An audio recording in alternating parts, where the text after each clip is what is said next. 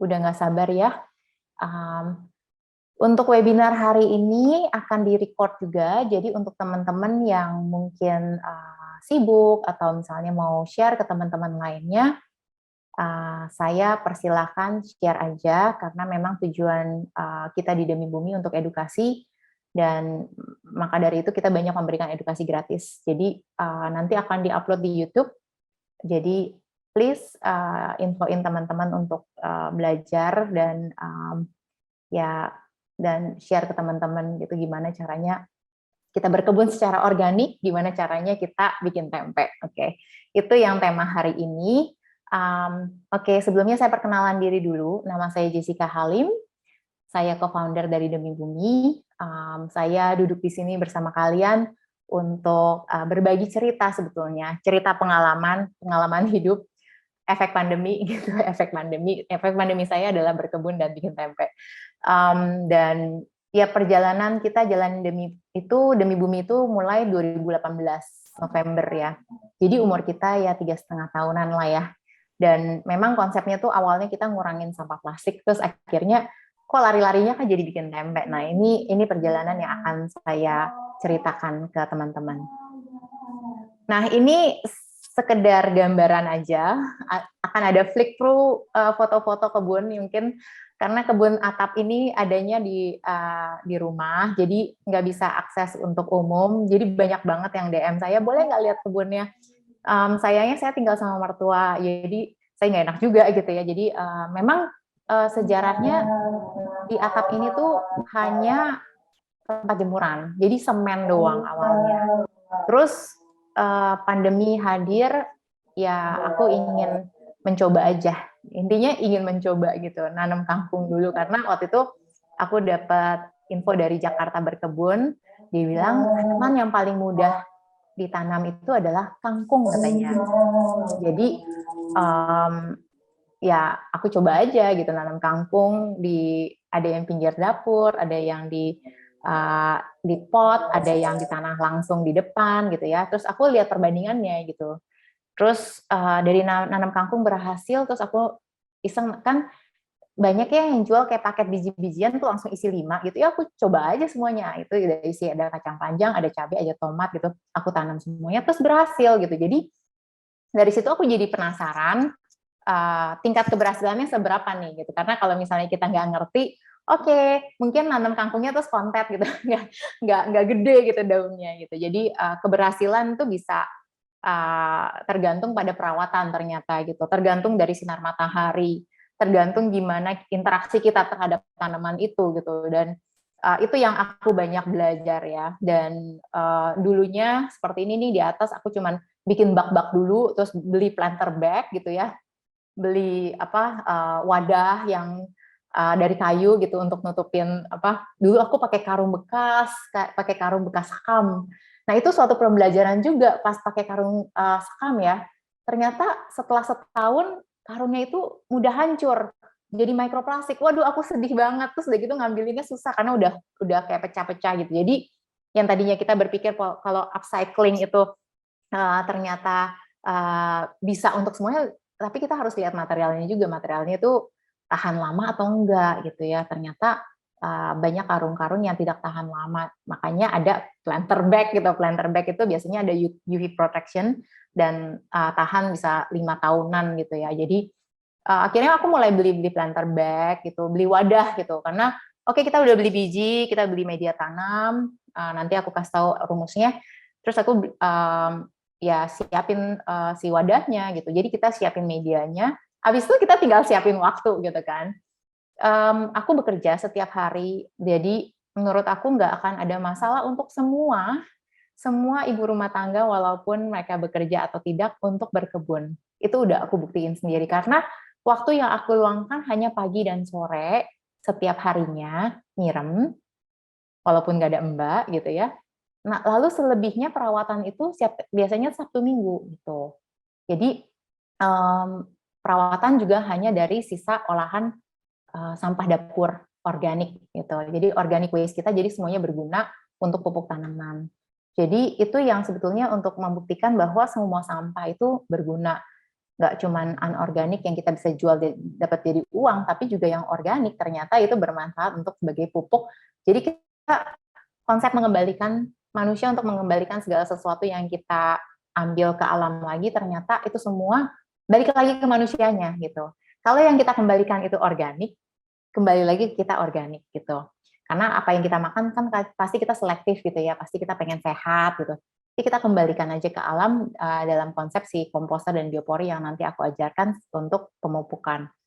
Dan anti hamanya pun juga dari sampah yang ada di rumah. Jadi saya nggak pernah bebelian semprot-semprotan anti hama alami atau kimia gitu. Yang alami juga saya nggak pernah beli gitu.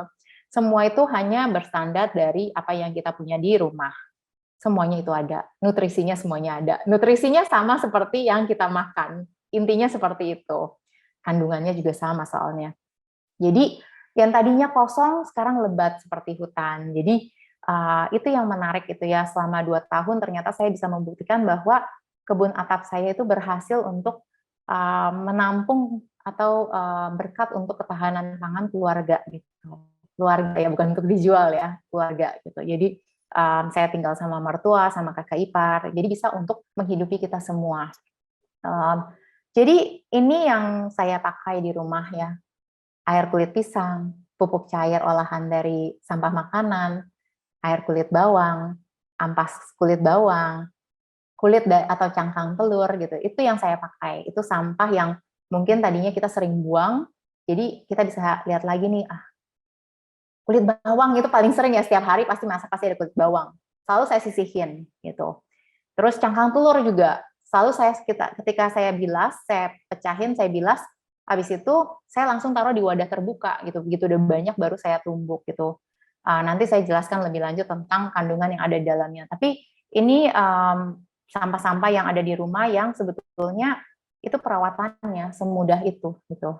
Dan penggunaannya pun aku nggak punya teori gimana, aku yang ada aja gitu. Yang ada lagi ada kulit pisang, aku taburin kulit pisang gitu. Kalau yang ada cangkang telur, aku pakai cangkang telur gitu. Kadang-kadang dengan aku melakukan gini dan ngepost di Instastory bahwa ini sebagai perawatan kebun aku, justru itu percikan teman-teman untuk akhirnya nggak buang, bahkan kasih ke aku gitu yang pada bikin kue gitu ya. Jadi kirim ke aku, terus aku bisa barter, aku kasih ekoenzim gitu. Nanti aku jelasin juga tentang ekoenzim. Ekoenzim itu adalah pengolahan sisa makanan untuk fertilizer, untuk kesuburan tanah, juga untuk anti hama dan untuk pembersih rumah. Nah, aku punya lubang biopori, aku punya komposter. Nah, kedua ini yang aku pakai untuk mengolah sampah organik rumah. Jadi nanti aku ajarin perbedaannya. Ini hanya preview yang ada di rumahku sementara agar ada summary-nya untuk melihat kembali nanti. Dan komposter ini menghasilkan 2, pupuk cair dan pupuk padat. Keduanya itu berguna untuk memupuk kebun. Jadi kalau pupuk cair setiap 2 minggu sekali pasti panen. Jadi selalu ada pupuk gitu. Jadi nggak pernah nggak ada pupuk. Karena dipakainya cuma sedikit terus dilarutin air. Nah, kalau pupuk padat kan ini setelah dia penuh baru didiamin 3 bulan, itu menghasilkan kompos. Nah, kompos ini nanti tinggal dicampur sekam bakar atau sekam mentah, terus udah jadi untuk penambah media tanam tanaman kita. Di rumah aku punya ayam.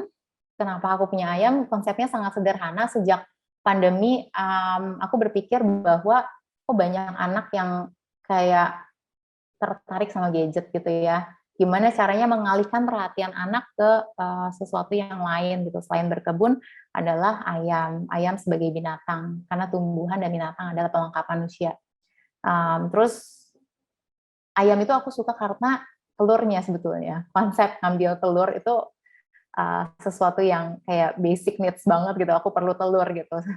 Jadi dengan adanya telur setiap harinya itu memenuhi tambahan kebutuhan kita juga gitu ya kan. Aku nggak motong ayam aku sih, aku kasihan karena ayam aku itu aku namain gitu. Jadi ayam tuh temennya anak-anak gitu, dan anak-anak melihat perkembangan kehidupan ayam ini seperti kehidupan manusia, bagaimana dia bertelur akhirnya menetas, akhirnya menjadi ayam kecil, ayam besar, dia diempok sama ibunya jalan-jalan gitu. Jadi itu hiburan buat anak aku, tapi juga informasi ilmu pengetahuan alam tambahan dibandingin kayak main gadget gitu ya. Dan itu berpengaruh besar ternyata ya. ke anak-anak. Jadi nggak sama sekali tidak tertarik yang namanya mainan-mainan game di internet yang teman-teman lainnya pada mainin gitu. Jadi emang nggak tertarik aja mereka, karena emang udah dibiasakan untuk melihat yang lebih alami aja. Dan menyenangkan sekali menyadari bahwa ayam itu ternyata banyak ya jenisnya, nggak cuma ayam kampung, ayam negeri. Kalau misalnya kita makan kan cuma taunya ayam kampung, ayam negeri gitu ya. Tapi ternyata pas aku ke Barito, ke pasar Barito, wih ada ayam hutan, ada ayam Brahma, ayam batik, ayam Polan, ayam ayam kate gitu. Terus seneng gitu, jadi kayak mempelajari jenis ayam dengan suara yang berbeda, dengan karakter yang berbeda gitu ya. Ada yang bisa terbang, ada yang nggak bisa terbang, ada yang jalan kayak penguin gitu. Jadi lucu sih. Ya itu sesuatu yang aku dapetin selama pandemi juga. Dan hasilnya setelah kita bisa berkebun adalah mengolah makanan sendiri. Karena dengan kita berkebun kita jadi kreatif. Itu yang aku sadarin gitu. Dan itu yang aku pengen share ke teman-teman banyak banget, bahwa janganlah kita tergantung sama produk yang ada, tapi bergantunglah pada produk yang diberikan oleh Tuhan kepada kita, yang kita hadirin sendiri ternyata itu lebih sehat gitu. Jadi yang banyak banget tanaman-tanaman yang tadinya aku nggak tahu bahwa itu bisa dimakan gitu. Misalnya aku nanam brokoli, kok brokolinya nggak tumbuh-tumbuh, daunnya besar-besar banget nih. Terus aku langsung penasaran, aku Google aja, daun brokoli bisa dimakan nggak? Ya ternyata kandungannya mirip sama kale gitu. Jadi rasanya juga enak gitu, kayak kailan gitu. Jadi aku jadi bisa makan daun si brokoli itu yang aku tidak bisa dapatin di supermarket. Jadi setelah kita menanam ternyata banyak banget organ tubuh dari tanaman itu yang nggak ada di supermarket, nggak ada di pasar gitu. Jadi kayak misalnya kacang panjang, jarang kan dijual daunnya gitu, padahal daunnya bisa dimakan gitu. Jadi banyak banget kayak kecipir gitu ya, kecipir bunga sama daunnya, tapi juga kecipir lagi bunga bunga edible itu aku nanam bunga apa namanya, kosmos yang kuning itu, kok bukan kecipir, namanya kenikir, kenikir ya, daun kenikir itu kan juga enak ya, bunganya juga bisa dimakan, bunga telang gitu. Nanti aku kasih tahu beberapa jenis bunga yang aku tanam dan itu berlangsung terus ya, kayak zinnia, kenikir, kenop, itu terus-terusan ada selama 2 tahun gitu, nggak ada habis-habisnya. Jadi ya kita bisa lihat bahwa tumbuhan itu sebetulnya sustain by itself tanpa kita harus beli biji-bijian. Yang aku bingung ketika aku ke perkebunan gitu ya, ke kebun organik misalnya, mereka mengambil biji dari tempat lain gitu, tapi ngambil biji terus gitu.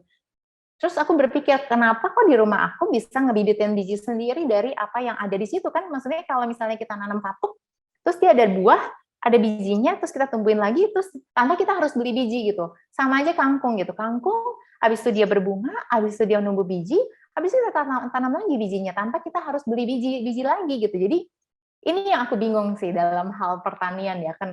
Dan itu ada monopolinya juga ternyata gitu ya, pas aku ngobrol sama perkebunan gitu ya. Jadi ada monopoli pembibitan, ada monopoli ya penanaman dengan cara monokultur yang sebenarnya itu merusak banget, merusak alam kita gitu ya. Karena dengan monokultur ternyata mereka harus semprot-semprot pestisida kimia gitu kan, karena hamanya jadi banyak gitu. Tapi ternyata dengan kita nanam organik kita jadi tahu bahwa semuanya itu seperti hutan, semuanya itu bekerja sama gitu, antara bunga dengan buah, dengan bumbu dapur, tanaman bumbu dapur, dan dengan sayuran itu semuanya saling bekerja sama. Jadi jarang banget yang namanya saya semprot-semprot gitu, jarang banget. Kecuali musim hujan biasanya. Musim hujan tuh mulai banyak hama ya, jadi kayak ulet gitu banyak. Jadi nanti saya kasih tahu cara penangkalannya. Kira-kira seperti itu. Jadi intinya dari berkebun organik adalah kita makan sehat, kita hidup hemat, dan kita juga mengenal hasil pangan lokal kita sendiri yang kita jarang temuin di tempat lain. Tapi selain itu juga kita menumbuhkan serangga. Itu yang saya kagum banget ya. Banyak banget serangga di kebun saya, kayak hutan jadinya aneka jenis lebah gitu. Aneka jenis kupu-kupu, aneka jenis kepik malah. Ada yang kepik ukurannya 1 senti gitu, gede banget gitu. Kodok, kadal gitu. Jadi um, it's amazing sih, maksudnya menghadirkan tanaman itu ternyata kita menghadirkan kehidupan. Bukan cuma manusianya yang bisa hidup, tapi juga ekosistem dari alamnya jadi sehat gitu. Apabila ada serangga, apabila ada hama, ekosistemnya sehat. Jadi jangan khawatir kalau ada hama, terus kalian langsung takut. Enggak, kalau ada hama, kita hanya mengusir hama itu tanpa kita membunuh. Mengusirnya ya saya pakai ekoenzim itu gitu. Jadi nanti yang akan memakan adalah serangga lain gitu. Jadi karena udah ada rantai makanannya sendiri gitu. Jadi itu yang harus kita sadarin dan kita percaya bahwa semua ada rantai makanan yang sama seperti di laut. Ketika rantai makanannya itu kita ambil, kita bunuh, nah itu juga akan menghapuskan binatang-binatang lain yang harusnya hadir. Green carbon, ini hal yang jarang banget kita dengar ya. Kita sering dengarnya polusi udara, ya emisi karbon gitu ya. Tapi green carbon itu suatu yang sebetulnya paling penting dan harus kita bicarakan karena itu suatu yang bisa mengembalikan ya, bisa rejuvenate alam kita gitu. Karena kita tinggal di kota, tentunya kita juga harus mengembalikan alam yang sudah hilang gitu ya, kehijauan yang sudah hilang dan kita bisa menanam dan menumbuhkan kembali. Mungkin kalau misalnya kita nanam pohon besar susah karena nggak ada lahannya, tapi ya sekecil apapun lahan kita pasti bisa ada pot, ada barang-barang bekas yang bisa jadi wadah dan itu membantu banget itu.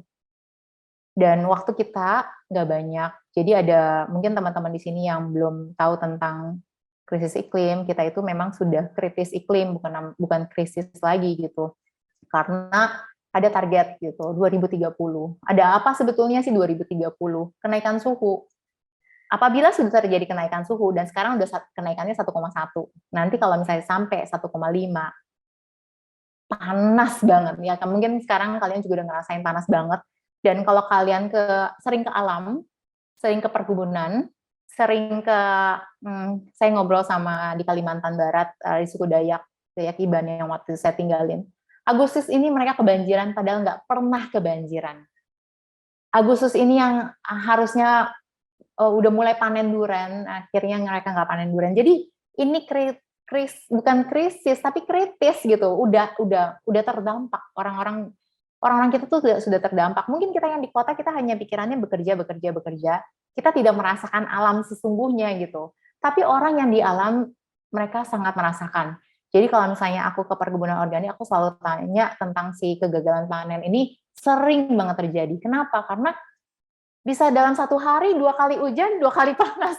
Ya kan? Nah, ini mempengaruhi kondisi tanah gitu. Yang tadinya udah mau berbuah nggak jadi gitu. Jadi stres gitu loh tumbuhannya. Jadi nah ini yang kita perlu tingkatkan adalah ketahanan pangan gitu. Kalau misalnya pertanian nggak bisa mensuplai makanan lagi, semuanya tergantung sama diri kita lagi masing-masing. Kita bisa berjuang gitu. Dan perubahan iklim ini bisa kita kurangin dari mulai sampah, dari mulai ngolah, dari mulai ngurangin, dari mulai nyetop semua barang-barang yang akhirnya berakhir ke tong sampah gitu ya. Dan menumbuhkan kembali makanan kita sebasic itu membantu banget gitu. Mungkin ya banyak yang ngomongin regrow coral atau regrow pohon-pohon besar gitu, tapi kalau misalnya dia bisa menjangkau itu, kenapa enggak kita menjangkau apa yang bisa mempengaruhi kita secara langsung, which is ketahanan pangan kita. Tuh. Urban farming bisa dilakukan di mana aja, baik di perkotaan dengan cara apapun gitu. Jadi prinsip nanam organik ini sebetulnya menarik buat saya karena waktu itu aku berkunjung ke BSP Farm di Sukabumi, nggak terlalu jauh dari Jakarta, cuma 1 jam. Jadi sangat accessible gitu ya. Aku cuma nginep 1 malam, rasanya kayak nginep 5 malam. Jadi aku suggest banget ya kalau misalnya teman-teman yang mau belajar ke BSP Farm Sukabumi. Per orang cuma di-charge 800.000, tapi ilmunya yang kalian dapat segalanya. Jadi mereka itu nanam organik, mereka punya aquaponik, mereka punya perkebunan kopi organik, perkebunan teh organik, punya sawah. Terus tempatnya pas sebelahnya reserve hutan konservasi gitu. Jadi Gunung Salak gitu. Jadi wah banyak banget yang energi yang kalian dapatkan dari situ. Saya udah 2 kali ke sana. Sama si BSP Farm ini belajar dari BSB Farm, which is itu di Puncak. Untuk teman-teman yang mungkin dekat ke Puncak, bisa tuh kunjungin BSB Agato Farm. Itu dimulai dari satu pastor dari Swiss yang dia tahun 1980 ditugaskan di Kalimantan, terus dia cinta banget sama Indonesia, cinta banget dengan sistem perkebunan Indonesia, tapi ditinggalkan. Kayak tumpang sari itu kan banyak ditinggalkan kan, jadi dia ingin mengembalikan itu semua dan ingin menyadarkan masyarakat Indonesia untuk kembali pada standarisasi budaya kita zaman dulu, tumpang sari, nggak ada kimianya gitu ya, memakai semua yang ada, sistem selang-seling tanaman. Karena dengan kita menyelang-nyeling tanaman itu sebetulnya itu anti hamanya. Dan dari 2 itu aku belajar banyak dan aku bisa bikin si rooftop garden ini yang di kebun tempat jemuran. Kalau di Jakarta aku berkunjung di Kebun Kumara.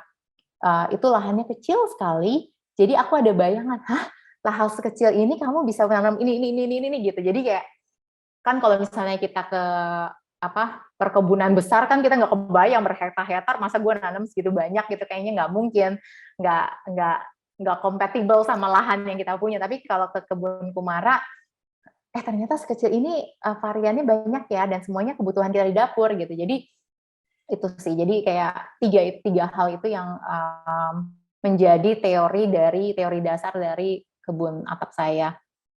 Dan ya kalau misalnya kita nanam organik ada 4 jenis tanaman. Buah, terus sayur, terus bunga, sama aneka bumbu dapur. Kenapa? Karena bunga itu anti hama dari si sayur. Jadi kalau misalnya ada serangga yang mau makanin si sayurnya, dia teralihkan sama si bunga yang cantik ini gitu kan. Terus kalau misalnya ada lebah datang ke si bunga, si lebah ini membantu penyerbukan untuk si buah. Jadi penyerbukan bisa bekerja secara alami untuk tanaman buah. Bumbu dapur itu banyak yang wangi-wangi seperti daun bawang gitu ya. Itu seringkali dipakai untuk selingan kalau misalnya sayuran. Jadi kalau misalnya supaya sayurannya nggak kena hama, biasanya pasti ditanam daun bawang, tanaman daun bawang di samping-sampingnya, atau dill kayak atau adas gitu ya. Jadi yang wangi-wangi lah, kayak misalnya kita punya rosemary gitu, atau misalnya punya saya nanam lavender juga, lavender lokal. Terus lavender lokal ini juga kan wangi ya, itu juga sebenarnya untuk ngusir nyamuk juga, sama untuk sebagai anti hama. Jadi penting untuk kita kombinasi 4 ini. Terus kalau misalnya bumbu dapur banyak banget yang kita bisa tancap gitu kan. Kita bisa regrow dari apa yang kita makan, terutama rimpang-rimpangan kayak jahe, kunyit, lengkuas, temulawak, temu kunci, itu semua aku regrow. Kencur itu aku regrow gitu. Jadi semuanya jadi bisa kita kembalikan, dan kalau misalnya rimpang-rimpang setahun gitu ya dia baru panen, tapi jangan ambil semuanya gitu. Biasanya aku ambil seperlunya biar dia beranak lagi gitu. Biasanya kalau misalnya kita ngeliat orang panen kan ngambil banyak gitu. Sebetulnya sisain yang ada tunasnya sebagian gitu. Itu yang aku lakuin. Jadi kita nunggu untuk panen berikutnya nggak terlalu lama. Dan wadah tanaman kalian bisa pakai dari sampah anorganik yang kalian sudah pilah. Makanya di rumah kalau milah sampah itu kegunaannya banyak sekali, nggak cuma kita bisa jual ke bank sampah jadi uang, tapi juga kita bisa menggunakan sebagai wadah semai ya. Jadi, tapi ada juga yang bisa kita langsung tanam. Jadi kalau misalnya kita nggak mau ribet ya buka tutup atau congkel-congkel, kayak kertas tisu roll, daun pisang gitu ya. Daun pisang cuma dibungkus kayak lemper aja gitu. Terus pakai kayak tusukan kayu, tusuk biji gitulah. Cangkang telur. Terus yang keren ini gede bok pisang, batang pisang itu tuh kan dia kan selain bisa jadi pupuk, dia itu juga lembab terus gitu ya. Semingguan disimpan dia lembab terus gitu.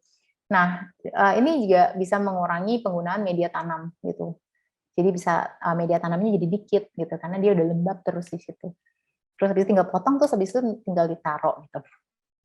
Jadi banyak wadah yang bisa langsung tanam. Itu mempraktiskan sih. Jadi langsung tanam terus tutup gitu kan. Nah, Mengolah sampah organik menjadi pupuk itu mudah. Jadi konsepnya yang mindset kita yang harus diubah, bukannya kita, oh saya harus bikin kompos gitu, bukan. Ini adalah tempat sampah organik saya gitu, ini tempat sampah gitu. Jadi konsepnya mempermudahnya dengan cara seperti itu. Tempat sampah saya ini komposter dan biopori. Kalau misalnya mindsetnya kita seperti saya zaman dulu, aduh saya harus bikin jadi kompos nih, dulu saya pakai ember kasih EM4 terus udah gitu belatung bau banget karena nggak ngerti konsepnya. Tapi pas saya belajar sama Pak Artomo Arsiono, dia penggiat lingkungan, dia punya namanya Akademi Kompos Instagramnya, dia udah tua, udah seumur bapak saya, tapi dia selalu masih ngajar. Saya amazed banget ya. Jadi dengan konsep yang dilakukan, ternyata ember yang bentuknya menurut saya jelek gitu ya, pakai selang gitu. Tong ada selangnya nih apaan sih gitu kan. Padahal banyak komposter yang lebih bagus yang pakai keran gitu ya, tapi ternyata yang pakai keran itu ada perbedaannya sama yang si selang, terus ada lubang-lubang sekitarnya gitu. Jadi ternyata komposter itu ada dua jenis. Ada komposter aerob dan anaerob. Yang kita cari adalah aerob. Apa itu aerob? Komposter yang memakai sistem udara, oksigen. Kenapa? Kita tahu bahwa sampah organik itu menghasilkan gas metana. Dan gas metana ini harus kita campur dengan karbon dan oksigen supaya dia bisa menguraikan si sampah organik kita ini loh. Karena sampah organik kita ini adalah nitrogen. Jadi, nitrogen ditambah karbon sama dengan kompos, itu teorinya gitu. Nitrogen adalah sampah organik kita. Kita perlu karbon. Kalau kita nggak pakai karbon, aduh baunya setengah mati. Makanya kenapa di Bantar Gebang kita baunya kayak bau busuk? Ya karena semuanya kita ikat, ya nggak? Kita nggak pernah diajarin kan nyampurin pakai karbon. Kita nggak pernah diajarin cara ngompos. Ada sih pengajarannya kelas 1 SD, teori doang gitu. Tapi prakteknya di sekolah nggak ada gitu. Makanya anak-anak juga nggak terlalu ngerti. Nah, tapi kalau misalnya kita sebagai orang tua, kita bertanggung jawab untuk menjadikan ini sebagai keseharian mereka, mereka jadi ngerti juga bahwa semua sampah yang kita hasilkan itu tinggal kita campurin karbon aja. Karbon bisa dari daun kering, atau sekam bakar, atau potongan dari kertas-kertas recycle, ya kertas coklat itu, serbuk kayu. Nah, kalian tinggal pilih punya apa di rumah. Nah, tapi jangan salah, perlu melembabkan sebagai bakteri pengurai. Biasanya kalau di tukang kebun EM4, tapi kan itu kan udah diolah ya. Jadi kalau yang saya punya di rumah gitu. Yang punya di rumah apa? Saya punya air rendaman beras, bisa sebagai pengganti EM4. Saya punya air gula merah sebagai pengganti EM4. Nah, bioactivator ini adalah bakteri pengurai yang kita ciptakan untuk membantu menguraikan si sampah organik ini di komposter. Jadi makanya komposter ini tuh ada saringannya sama ada selangnya. Kita cuma cemplungin sampah organik kita, terus sampingnya biasanya saya taruh sekam bakar atau daun kering yang saya kumpulin, taruh, terus semprotin bioactivatornya. Kalau misalnya kita beli komposter dari Pak Artomo misalnya, atau komposter yang udah dijual-jual di mana-mana, biasanya dikasih tuh bioactivatornya kecil banget ya, ukurannya palingan cuma 30 mili. Kecil ini berlangsung selamanya. Oh, setelah kita udah kehabisan tuh bioactivatornya, pupuk cair kita itu bioactivator alami. Jadi pupuk cair itu akan hadir pas 2 minggu pertama gitu. Jadi jangan khawatir kalau misalnya nggak punya bioactivator, orang kamu ngolah sampah kamu pasti akan keluar tuh si pupuk cairnya gitu. Jadi cairan yang keluar dari selang ini adalah pupuk cair organik, atau misalnya disebut komposti bahasa Inggrisnya, atau disebut air lindi. Nah, ini yang kita campurin dengan air. Jadi pupuk cairnya ini cuma dipakai 5 mili, cuma satu tutup botol, ditambah 1 liter air, masukin ke tempat semprotan. Nah, jadi setiap masukin sampah organik, kasih karbon, habis itu semprot ya, bukan disiram. Beda. Jadi kita melembabkan aja, bukan membasahi gitu, melembabkan supaya dia cepat terurai dan nggak bau sama sekali. Kenapa? Karena di antara saringan dan selangnya ini ada titik-titik udara. Jadi pupuk cairnya itu ada gas juga kan, gasnya itu keluar, metananya itu keluar dari bawah, Yang atas itu pupuk padatnya nggak bau karena kita buka tutup kan, kita masukin, tutup gitu kan, biasanya masukin, tutup. Nanti kalau misalnya udah penuh, kalian diemin selama 3 bulan, nanti dia akan jadi pupuk padat sendiri, tanah hitam gitu. Jadi emasnya kalian untuk kebun kalian. Nah, sebagian saya masukin ke lubang biopori, kenapa? Jadi kalau misalnya komposter untuk sampah dapur, jadi misalnya sisa sayuran atau buah, potongan gitu ya, tapi bukan daging, bukan tulang intinya. Kalau biopori itu saya masukin sampah sisa masakan yang udah kena minyak, kena tulang, kena daging gitu ya, kena susu. Jadi itu lubang biopori. Jadi lubangnya sekitar 10 sampai 12 cm, kedalamannya 50 cm, tapi saya punya itu cuma 30 tapi bisa gitu ya. Kira-kira itu. Nah, media tanam kalau masa semai itu biasanya cuma sekam sama kompos saja, bandingannya 1:1. Untuk pas udah berkecambah, daunnya udah besar sekitar 4 daun gitu, kalian bisa pindah ke wadah besar, perbandingan 1:1:1, jadi campur dengan tanah merah. Nah, jangan lupa tanaman itu perlu dirawat, sama kayak manusia, perlu dikasih makan, dikasih minum, ya kan? Dikasih minum dengan menyiram pagi dan sore. Pagi itu sebelum jam 8, ya. Kalau sore setelah jam 4 sore ya, setelah jam 4 sore. Jadi nggak menguap lagi.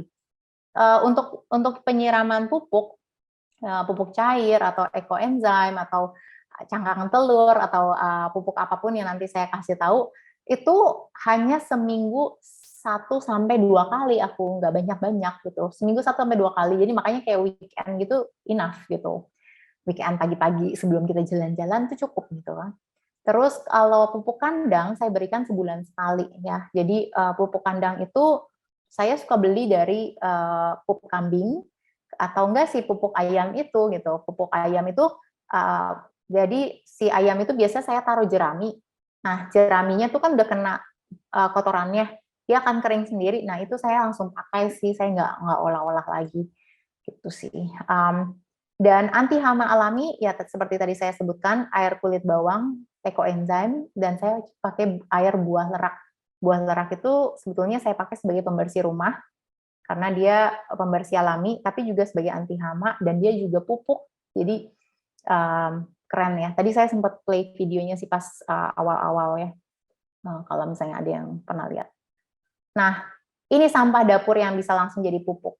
Ampas kopi, ampas teh, cangkang telur, air cucian beras, air rebusan atau cucian sayur, jadi jangan dibuang. Kalau misalnya habis bikin tempe, itu kadang-kadang kita ngerendam kacang, langsung siapin baskom intinya. Pas nyuci, tirisin tuh masukin baskom sisa dari ampas dan airnya. Jadi jangan dibuang, itu pupuk tanaman. Jadi kita jangan membuang air ke sink kalau misalnya dia udah kecampur sayur segala macam karena banyak vitamin-vitamin yang akhirnya terbuang, sayang gitu. Mendingan siram buat tanaman. Dan kulit bawang, kulit pisang. Kulit pisang itu mengandung potasium. Jadi direndam 2 malam dengan air, nanti airnya itu pupuk cair. Nah, kulitnya ya udah tinggal tutupin tanah aja, dia jadi pupuk juga gitu. Untuk cepat terurai, tutupin tanah. Sebetulnya sesimpel kalau misalnya saya ngobrol sama guru anak saya, dia cuman kembaliin semua kulit-kulit buah ke tanah gitu ya. Jadi dia cuman tutupin tanah lagi, sesimpel itu gitu. Kalau cangkang telur itu dia kan kalsium, jadi dia memperkuat akar. Air rendaman beras itu banyak banget vitamin di situ. Nah, kulit bawang kan bau ya, baunya nggak enak. Nah, hama ini nggak suka gitu. Jadi tinggal direndam 2 malam juga, airnya disaring yang pakai saringan kain kalau aku, supaya nggak mampet di semprotan. Nanti tinggal dicampurin air. Jadi pemakaian palingan cuma 30 ml untuk 1 liter air, terus semprotin. Nah, sebagai perekatnya bisa pakai lidah buaya supaya nempel ya kalau musim hujan, soalnya kadang-kadang kan nanti hujan lah hanyut lagi. Supaya nempel bisa pakai lidah buaya atau enggak air lerak itu, buah lerak yang direbus sebagai pembersih rumah tangga. Nah, itu saya pakai sedikit, palingan cuman 1 tutup botol gitu ya sebagai campurannya supaya untuk nempelin karena dia kan rada kayak lengket gitu. Tapi dia juga anti hama. Nah, ekoenzim itu adalah larutan yang dibuat dari fermentasi sisa makanan kita, sisa kulit buah atau sayur, dengan dicampur dengan gula alami dan air. Caranya gimana? 1, 3, 10. 1 itu gula alami, jangan gula pasir ya. 3 itu aneka kulit buah atau sayur. 10 itu air. Jadi kalau misalnya 100 gram gula, saya pakai mau murah beli molase. Molase itu adalah ampas dari gula tebu ya, ampas air tebu. Jadi itu murah ya. Terus 3 itu kalau misalnya saya gulanya 100 berarti 300 itu kulit buah dan sayur, 10 itu 1 liter itu air. Ditaruh di wadah yang tutupnya rada besar, jangan wadah botol ya, botol yang lehernya tutupnya kecil karena itu bisa meledak, gampang meledak ya. Karena gas metananya itu, karena semua sampah organik kan menghasilkan gas metana. Nah, jadi ada yang bilang pakai gula batu boleh ya. Pokoknya intinya jangan gula yang sudah bercampur dengan kimia. Karena kalau gula pasir ada campuran kimianya ternyata. Jadi kulit buahnya itu atau sayur itu bisa 5 jenis, paling bagus minimum 5 jenis. Jadi 3 buah, 2 sayur gitu. Nah, cara ngumpulinnya gimana? Gampang. Setiap kali kita ngupas buah, langsung saya pakai kantong plastik bekas, saya taruh di freezer. Sesimpel itu. Nanti tiba-tiba freezernya udah nggak muat, oke, it's time untuk bikin gitu. Kalau aku gitu, kayak alarmnya kayak gitu. Jadi cuman didiamin selama 3 bulan, tapi ingat, pada masa bulan pertama dia mengeluarkan gas. Jadi harus dibuka tutup. Jadi buka tutupnya gini, terus tutup lagi gitu. Jadi bukan dibuka semuanya gitu, nggak, cuman untuk kayak nanti kedengeran kok gitu. Jadi pas kalau misalnya wadahnya tutupnya besar, biasanya tuh setiap seminggu sekali lah, seminggu sekali cukup gitu buka tutupnya. Nggak terlalu lama bukanya gitu. Biasanya saya taruh di kayak tempat di bawah tempat kita cuci tangan, biar kita ingat. Kadang-kadang kalau kita taruh terlalu jauh, kita nggak ingat kita punya ekoenzim yang harus dibuka tutup gitu pada masa bulan pertama. Nanti kalau udah bulan kedua dan ketiga, boleh deh kita taruh tempat yang jauh yang nggak kena sinar matahari ya. Gitu. Nah, dia pembersih alami, dia anti hama alami, dia juga pupuk. Nah, di sini aku nggak terain, kalau misalnya untuk pupuk saya pakai 30 sampai 100 ml ditambah 1 liter air gitu ya, untuk pupuk dan untuk anti hama alami gitu. Lerak tadi saya udah bilang sebagai anti hama, tapi juga saya pakai sebagai pembersih rumah tangga karena dia buah yang sebetulnya dia adalah sabun gitu, buah yang menghasilkan sabun.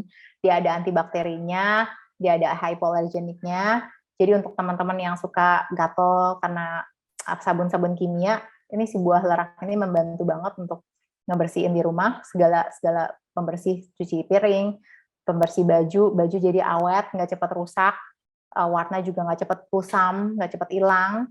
Makanya sering banget dipakai untuk batik kan, tapi untuk segalanya sebetulnya gitu. Jadi jangan terbawa iklan bahwa ini untuk ini karena itu sebetulnya itu teknik penjualan di iklan gitu. Ini buat sini supaya kamu beli semuanya. Sebenarnya padahal satu buah ini untuk segalanya gitu. Dan ini penghematan habis-habisan sih sebetulnya. Karena satu buah itu bisa dipakai 10 sampai 15 kali pemakaian.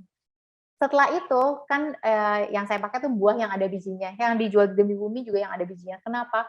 Supaya kalian bisa tanam kembali. Jadi walaupun buahnya itu udah saya rebus gitu ya untuk menghasilkan si sabun ya, kan kalau misalnya dipanasin dia kulitnya lunak dan itu udah menghasilkan sabun. Sama kalau misalnya kita mau bikin banyak sebagian sabun cair, tinggal direbus aja gitu, direbus diambil airnya gitu. Direbus mungkin kalau misalnya buahnya kering banget bisa 1 jam, tapi kalau misalnya mau cepet ya rendam aja 2 malam, jadi ngerebusnya cuma 15 menit gitu.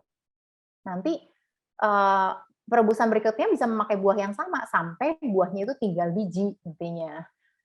Sama kalau punya mesin cuci, tinggal masukin buahnya ke kantong belacu serut atau enggak masukin ke kaos kaki aja gitu, kaos kaki bekas masukin gitu, cemplungin ke mesin cuci. Nah, jadi dia akan mengikuti mesin cuci. Jadi nanti setelah udah kering, tinggal ambil kantongnya, besoknya mau cuci lagi tinggal cemplung. Jadi buahnya itu udah mengikuti si bajunya itu diperas, dia ikut diperas, dia ikut kering, tinggal diangkut, terus habis itu besoknya mau cuci, cemplungin lagi sampai tinggal biji, setelah sisa bijinya kalian bisa cemplungin ke tanah, numbuh.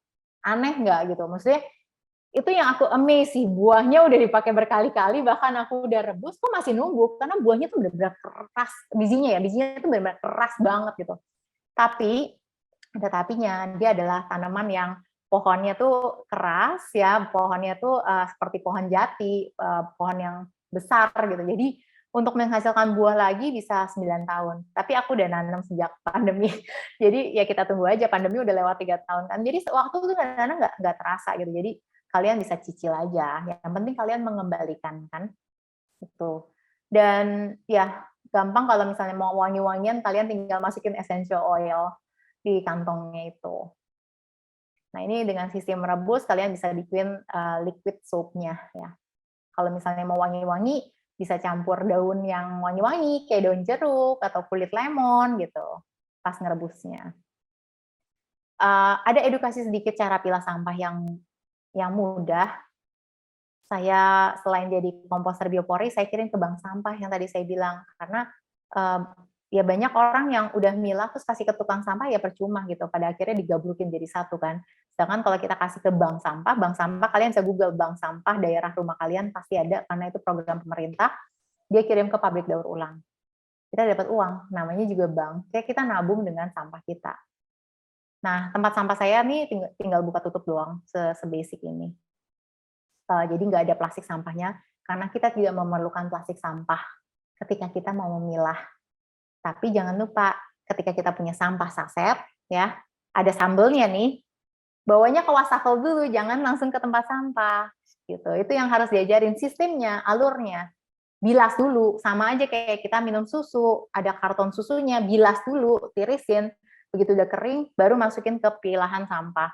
Kenapa? Ini adalah source material rumah tangga kita juga. Ini adalah source material untuk bisa didaur ulang. Kalau kita nggak cuci bersih, dia tercampur dengan organik. Akhirnya bau, akhirnya ada kecoa, akhirnya ada tikus, akhirnya pendaur ulang nggak bisa mendaur ulang, percuma kalian milah. Gitu. Jadi alur yang kalian harus perbaikin adalah menganggap semua sampah ini sebagai piring, sesimpel itu. Habis itu tinggal cari pengelola banyak banget gitu, mau masker medis misalnya, kita tinggal kumpulin dalam satu botol atau kumpulin dalam box bekas, kirim ke bank sampah bersinar atau kirim ke ada di Upakara di Bandung, ada di Jogja namanya Dumas gitu ya. Mereka mengolah si masker medis ini menjadi pelet plastik gitu, karena ini adalah plastik gitu. Jadi ini yang banyak orang nggak tahu, berpikir bahwa ini adalah tisu kali ya. Ini adalah plastik sebetulnya. Nah ini bukti bank sampah. Nah ini adalah kamu saya ketika saya milah sampah gitu ya. Jadi wow, ternyata kita baru tahu bahwa semua ini adalah uang ya. Semua ini adalah material untuk didaur ulang kembali. Jadi polybag aja nih, polybag, karung bekas, itu bisa dikirim ke sana gitu. Yang tadinya kita berpikir bahwa itu nggak ada penerimanya gitu. Terus apalagi yang nggak pikiran kayak misalnya botol beling, kabel bekas, gitu, mainan anak-anak yang udah rusak gitu ya. Bahkan dispenser air bekas, microwave bekas gitu ya. Tapi jangan lupa, yang saya selalu cari adalah bank sampah induk nih, karena dia ibunya. Jadi biasanya setiap misalnya di Jakarta, Jakarta Utara, Barat, Selatan, Timur tuh ada bank sampah induk. Habis itu dari induk biasanya ada anak-anaknya. Nah, anak-anaknya ini nerimanya lebih dikit dibanding induk. Jadi karena mereka harus setor ke induk. Jadi biasa saya cari yang induk karena lahannya lebih besar, nerimanya lebih banyak. Tips sedikit untuk teman-teman kalau misalnya mau ngurangin sampah, ngomong, ditanya penjual jangan pakai plastik, jangan pakai bubble wrap, masuk box aja ya, jangan pakai plastik kurir, bisa kok. Sama kalau beli makanan, ya saya bawa wadah, tolong siapin aja makanannya atau kurangin gitu, jangan pakai sedotan ya, jangan pakai sendok garpu ya gitu. Nah selain bank sampah banyak banget pengelola dan ini kita mention juga di Demi Bumi, jadi kalian tinggal lihat ke situ, bahkan kayak kosmetik juga ada pengelolanya. Oke, ke point of the webinar ya, tempe hari ini. Jadi kenapa tempe sih? Kenapa saya kayak ketagihan bikin tempe? Karena awal-awalnya sebetulnya saya penasaran sih, kenapa kok tempe semuanya dibungkus plastik ya gitu. Walaupun udah dibungkus daun, terus biasanya dibungkus plastik lagi kalau misalnya di supermarket ya kan. Terus saya mencari tempe tanpa plastik. Oke, tempe tanpa plastik. Terus saya coba Google pabrik tempe gitu. Ternyata pada masa pembuatannya juga pakai plastik. Terus saya bingung, udah dibuat pakai plastik terus baru dibungkus daun. So what's the point gitu kan? Terus habis itu saya belajar tentang si tempe ini. Ternyata zaman dulunya tempe itu hanya dibungkus dengan daun pas pada masa pembuatannya. Tapi kenapa lama-kelamaan pakai plastik? Itu yang saya penasaran gitu. Dan pas saya coba cara bikin pakai tanpa plastik gitu ya, ternyata di luar negeri banyak, kayak di London, di Amerika, banyak tuh YouTube-nya how to make tempe without using plastic gitu. Sedangkan kalau saya cari pakai bahasa Indonesia, nggak pernah ketemu gitu. Jadi saya sedih banget kenapa tempe yang merupakan budaya Indonesia ini, kok kita jadi tergantung sama plastik, yang padahal awalnya nggak pakai plastik, dan Jepang aja sudah mematenkan tempe tanpa plastik. Padahal tempe adalah budaya kita. Sedih kan gitu loh. Jadi demi bumi banyak belajar sama Indonesia Tempe Movement, Mbak Wida Wirnarno, dan ya jadi ngerti sejarahnya gitu, sejarah tempe ini bagaimana, yang ternyata banyak membantu produsen-produsen dalam skala kecil ya, rumah tangga kan kebanyakan pembuatnya. Dan awalnya itu tahun 1814 tempe itu ada Sansekertanya nih, ada prasastinya, ada buktinya bahwa ditemukan di Indonesia. Makanya tempe ini berasal dari Indonesia. Makanya Indonesia berhak mendapatkan paten si tempe ini. Nah, ditemukan di mana? Di Klaten. Jadi pada masa ketika nih Mas C. Bolang di Kerajaan Mataram, dia dari Candi Prambanan menuju Pajang, dia mampir ke Dusun Tembayat di Klaten. Nah, di situ ada tertulis si hidangan ini bahwa ada hidangan jahe santen tempe, yaitu masakan tempe dengan santan, sama kadale tempe serundingan. Serundingan ya kita tahu lah ya. Jadi itu yang membuktikan bahwa si tempe ini berasal dari Jawa gitu. Dan asal dari kata tempe ini ternyata tumpi, artinya apa? Makanan berwarna putih. Sesimpel itu gitu. Jadi dan dulunya tempe itu dibuatnya dengan kacang kedelai hitam, bukan putih loh. Sekarang kenapa semua putih semua ya gitu. Jadi kan itu juga suatu pertanyaan aku sih.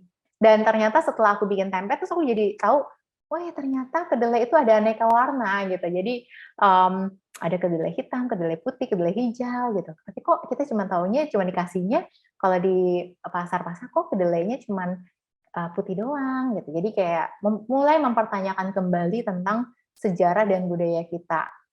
Dan dulunya nggak ada tuh yang namanya ragi buatan bubuk gitu, nggak ada. Jadi raginya itu berasal dari si daunnya. Jadi kenapa si tempe itu ada? Karena pada zaman penjajahan Belanda, wah ini cocok banget nih ya, 17 Agustus nih, masa penjajahan, Belanda itu kan memaksa kita untuk kerja rodi. Nah, kerja rodi, tapi mereka nggak bisa kasih makanan kita mewah, nggak bisa kasih makanan kita daging. Nah, rakyatnya, kita rakyat Indonesia ini kreatif, kita bikin makanan sendiri, yaitu tempe ini. Dari kacang yang direbus, habis itu dibungkus sama daun waru. Daun warunya yang ada jamurnya. Jadi di balik daun waru itu suka ada lapisan putih. Nah, itu adalah jamur Rhizopus yang sebagai ragi alami. Jadi kalau misalnya kalian yang masih tinggal di Jawa, kalau ketemu pohon waru, coba deh lihat daun yang ada lapisan putih-putihnya, itu jamurnya gitu. Jadi tanpa harus kita pakai bubuk-bubukan, ternyata itu starternya gitu, itu tempe starternya, itu raginya. Jadi sealami itu. Jadi sebetulnya apa sih yang menyebabkan bisa jadi tempe gitu ya, fermentasi ini? Ternyata karena keunikan suhu dan kelembapan di Indonesia itu bisa menumbuhkan si mikroorganismenya sehingga dia bikin si jamur ini tumbuh. Tempe itu adalah jamur plus kacang. Makanya nutrisinya berlimpah dibandingin daging gitu kan. Jadi kan kalian tahu bahwa jamur itu pengganti daging. Kalian tahu tempe ini adalah kombinasi keduanya, jamur dan kacang. Dan jamurnya ini juga ada kandungan dari vitamin B12-nya gitu. Jadi kenapa? Karena dan ini vitamin B12 ini nggak ada loh di tempe-tempe yang dibuat di luar negeri. Katanya karena Indonesia nggak steril. Nggak steril dari segi apanya nih? Ya dari segi segalanya lah gitu. Maksudnya Mungkin banyak bakteri-bakteri yang sebetulnya tadinya kita pikir nggak steril itu bakterinya semuanya negatif gitu ya, tapi ternyata banyak bakteri-bakteri positif yang diperlukan dalam pembentukan si tempe ini sehingga menghasilkan vitamin B12. Jadi karena suhunya, karena pengaruh udaranya, karena airnya juga gitu ya, itu menumbuhkan vitamin B12. Vitamin B12 apa sih? Untuk membantu syaraf kan, pengembangan syaraf kita gitu, syaraf otak, syaraf untuk makanya walaupun semiskin-miskinnya kita di Indonesia, kalau di kampung-kampung kan saya nggak perlu makan daging, saya makan tempe aja, banyak yang begitu gitu, karena memang itu udah pengganti sebetulnya dan dari zaman dulu gitu. Yang dianggap itu sebagai makanan orang miskin, tapi sekarang justru kebalikannya gitu. Di luar negeri ini sangat dihargain sebagai makanan vegan kan, pengganti daging malah gitu, yang nutrisinya sangat melebihi dari si daging tersebut. Dan karbon footprint-nya kan sedikit sekali, nggak ada gitu ya, beda sama si daging yang banyak banget gitu. Dan resep tertua dari si tempe ini adalah sambal tumpang zaman dulu. Bentuknya seperti ini, kayak pecel, tapi ternyata dia adalah tempe busuk, tempe bosok lah yang sebutnya, tempe bosok ditambah tempe mentah. Jadi kalau misalnya kita salah bikin tempe, terus tempenya over fermentasi, itu tempe busuk, atau misalnya udah busuk gitu ya, ternyata masih bisa diolah gitu. Jadi itu kerennya si tempe ini sih. Dan ternyata tempe mentah itu enak banget ketika kita bikin sendiri. Dan itu yang aku rasain. Dan itu yang membuat aku jadi bikin tempe terus gitu loh. Karena bener-bener enak banget sih. Kayak kalau buat aku mungkin kalau misalnya kalian tahu nougat, nougat itu kan kacang ditambah karamel atau gula gitu ya. Ini kayak makan kacang tanpa manis gitu. Kayak kacangnya tapi dari segi kayak kacang plus jamur gitu loh. Jadi enak banget sih. Terus nggak ada, kalau kita bikin sendiri tuh nggak ada bau tengiknya yang seperti ada di pasaran gitu. Jadi itu yang membuat aku jadi kayak bikin lagi, terus jadi kayak tergila-gila dengan nyoba kacang-kacangan yang berbeda karena rasanya jadi berbeda. Dan bikin sendiri itu bikin kita kreatif dan bikin kita jadi lebih menghargai petani lokal. Jadi saya jadi banyak cari-cari kacang-kacangan yang ada di Indonesia gitu. Oh, ada kacang Bogor, oh ada kacang koro, oh ada apa? Kacang gude gitu. Ada kacang koro, ada aneka jenis kan, ada koro banyak banget deh, koro merah gitu ya, koro yang hitam gitu ya, koro yang putih gitu. Dan ternyata kalau misalnya kita ngolah dengan kacang koro, ya kita harus tahu nih, biasanya aku baca-baca dulu tentang si kacang ini, kan suka ada tuh orang blog gitu, orang bikin dengan kacang koro, dan kacang koro ini kan banyak diproduksi di Jawa juga kan, di Jogja kan. Jadi aku suka baca-baca tentang kacang koro, ternyata mengandung sianida, dan gimana menghilangkan sianida ini, ternyata harus direndam, buang airnya, besoknya rendam lagi, buang airnya 3 kali gitu. Sedangkan kalau kacang-kacang lain enggak. Jadi kadang dengan mengetahui kacang kita juga mengetahui apa yang ada di dalam kacangnya ini, yang so far sih yang ada racunnya, harus dibuang racunnya adalah si kacang koro, dan kacangnya tuh enak banget sih emang, gede dan enak.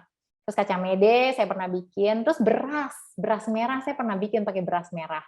Dan itu enak loh gitu. Jadi itu kerennya si tempe ini, kita bisa eksperimen dengan kacang tanah, kacang mede, kacang edamame gitu. Bahkan saya pernah iseng, saya nyoba pakai ubi cilembu dengan ragi yang sama gitu. Akhirnya jadinya kayak apa? Ya bentuknya kayak tempe, tapi rasanya kayak tape gitu. Lucu sih, jadi maksudnya eksperimental itu membuat kita menjadi kreatif dalam pengolahan makanan, dan anak-anak atau keluarga kita di rumah jadi nggak bosan gitu.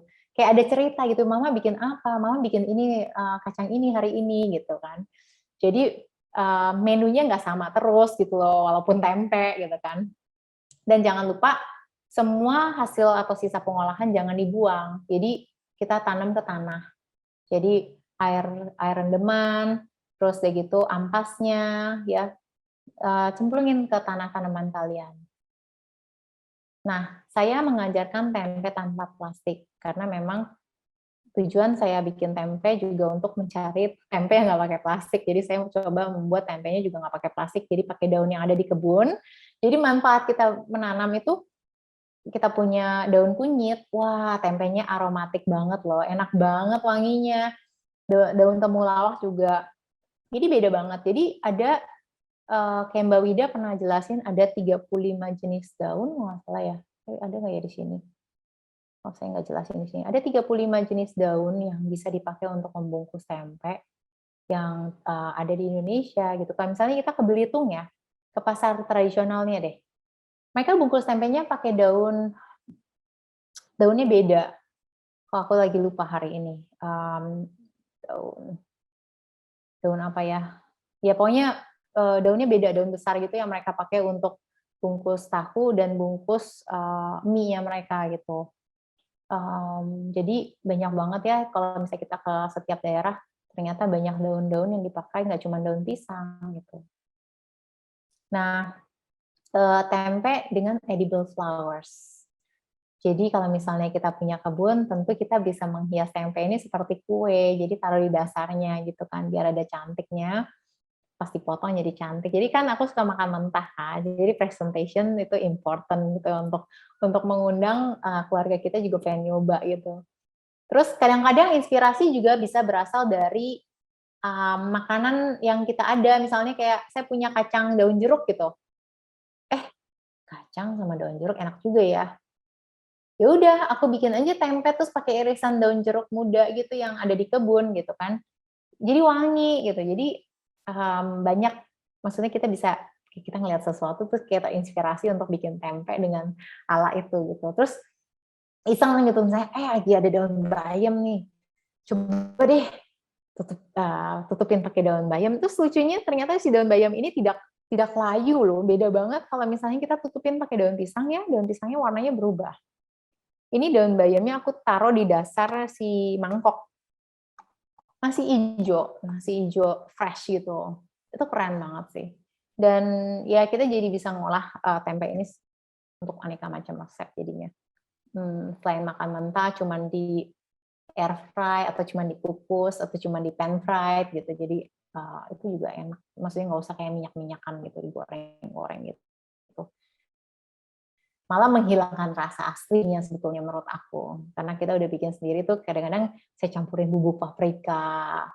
Mau bikin tempe ala pasta, saya campurin pakai bumbu paprika tuh sama keju gitu. Bener, enak banget gitu bumbu paprika. Bumbu paprika oke sih menurut aku. Terus saya kasih lada hitam.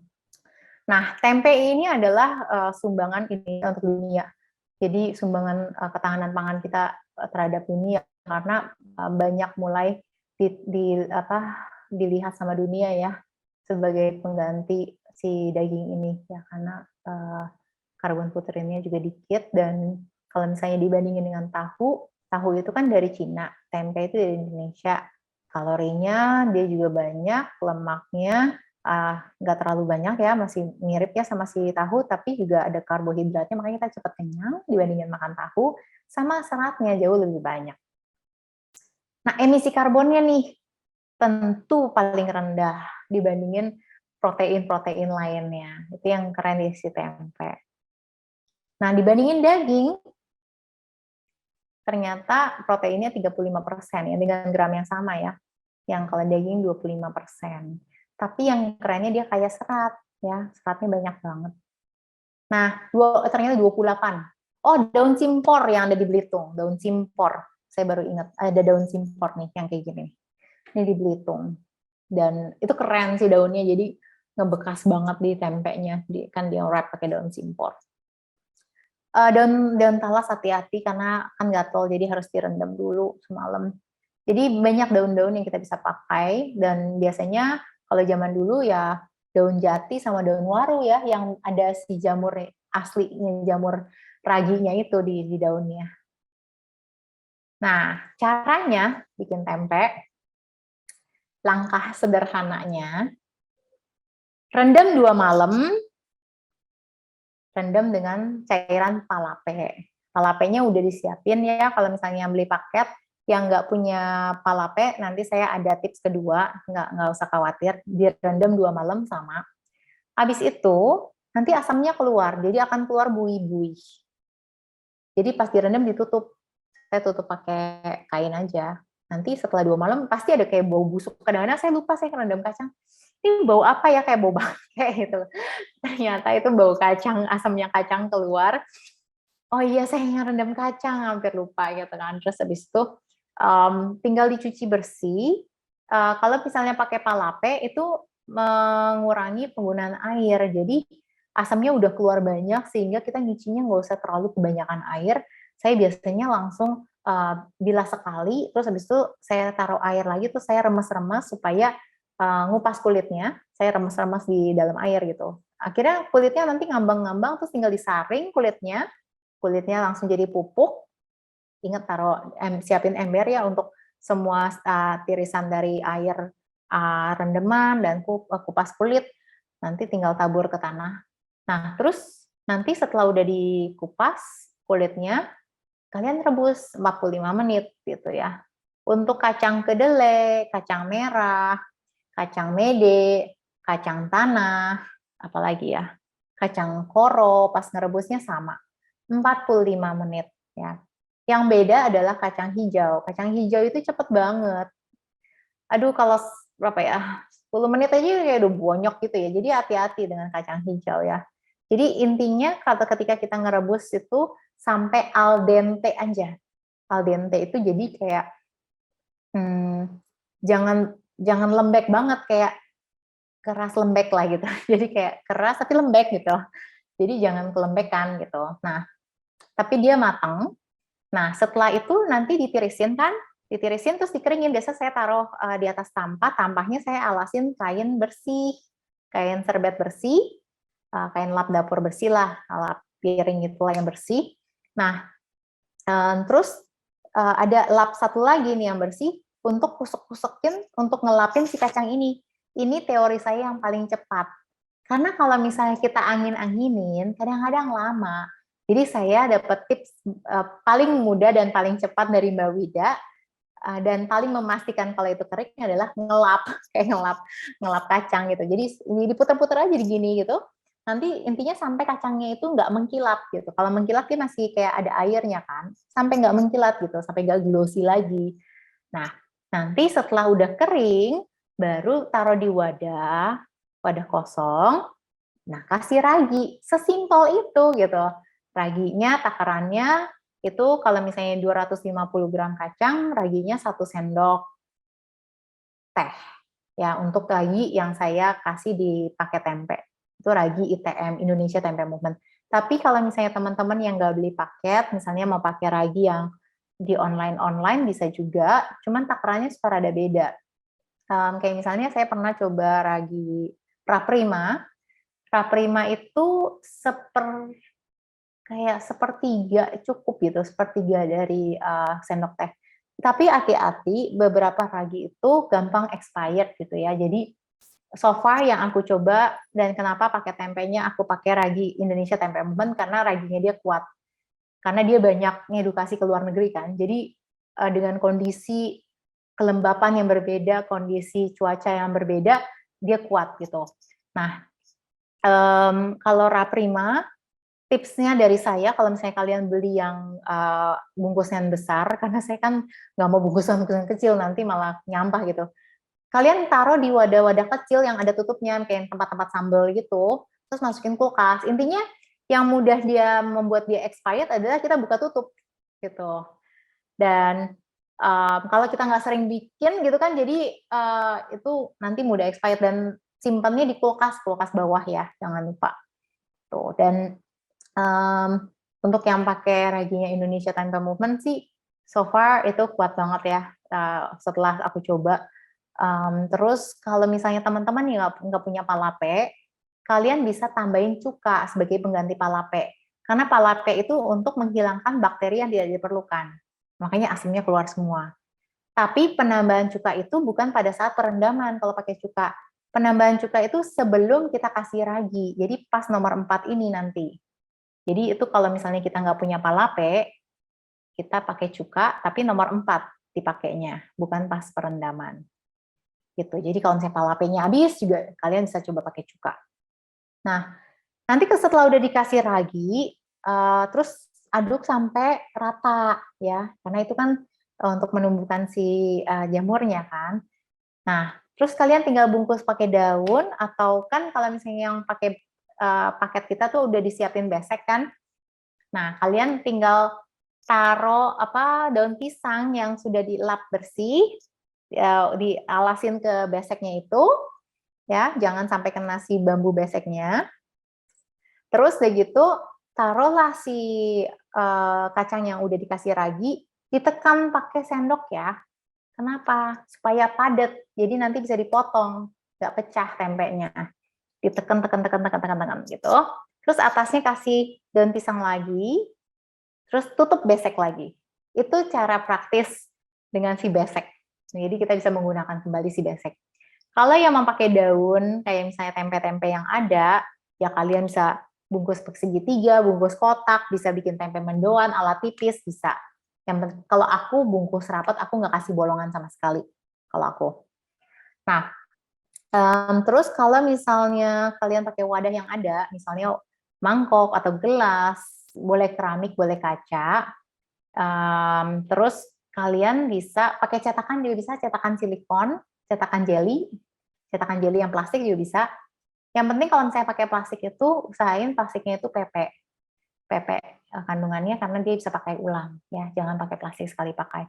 Nah, kalau misalnya dia dalam posisi terbuka nih, wadah kan terbuka ya, bukan berarti kita tutup kayak pakai daun, enggak.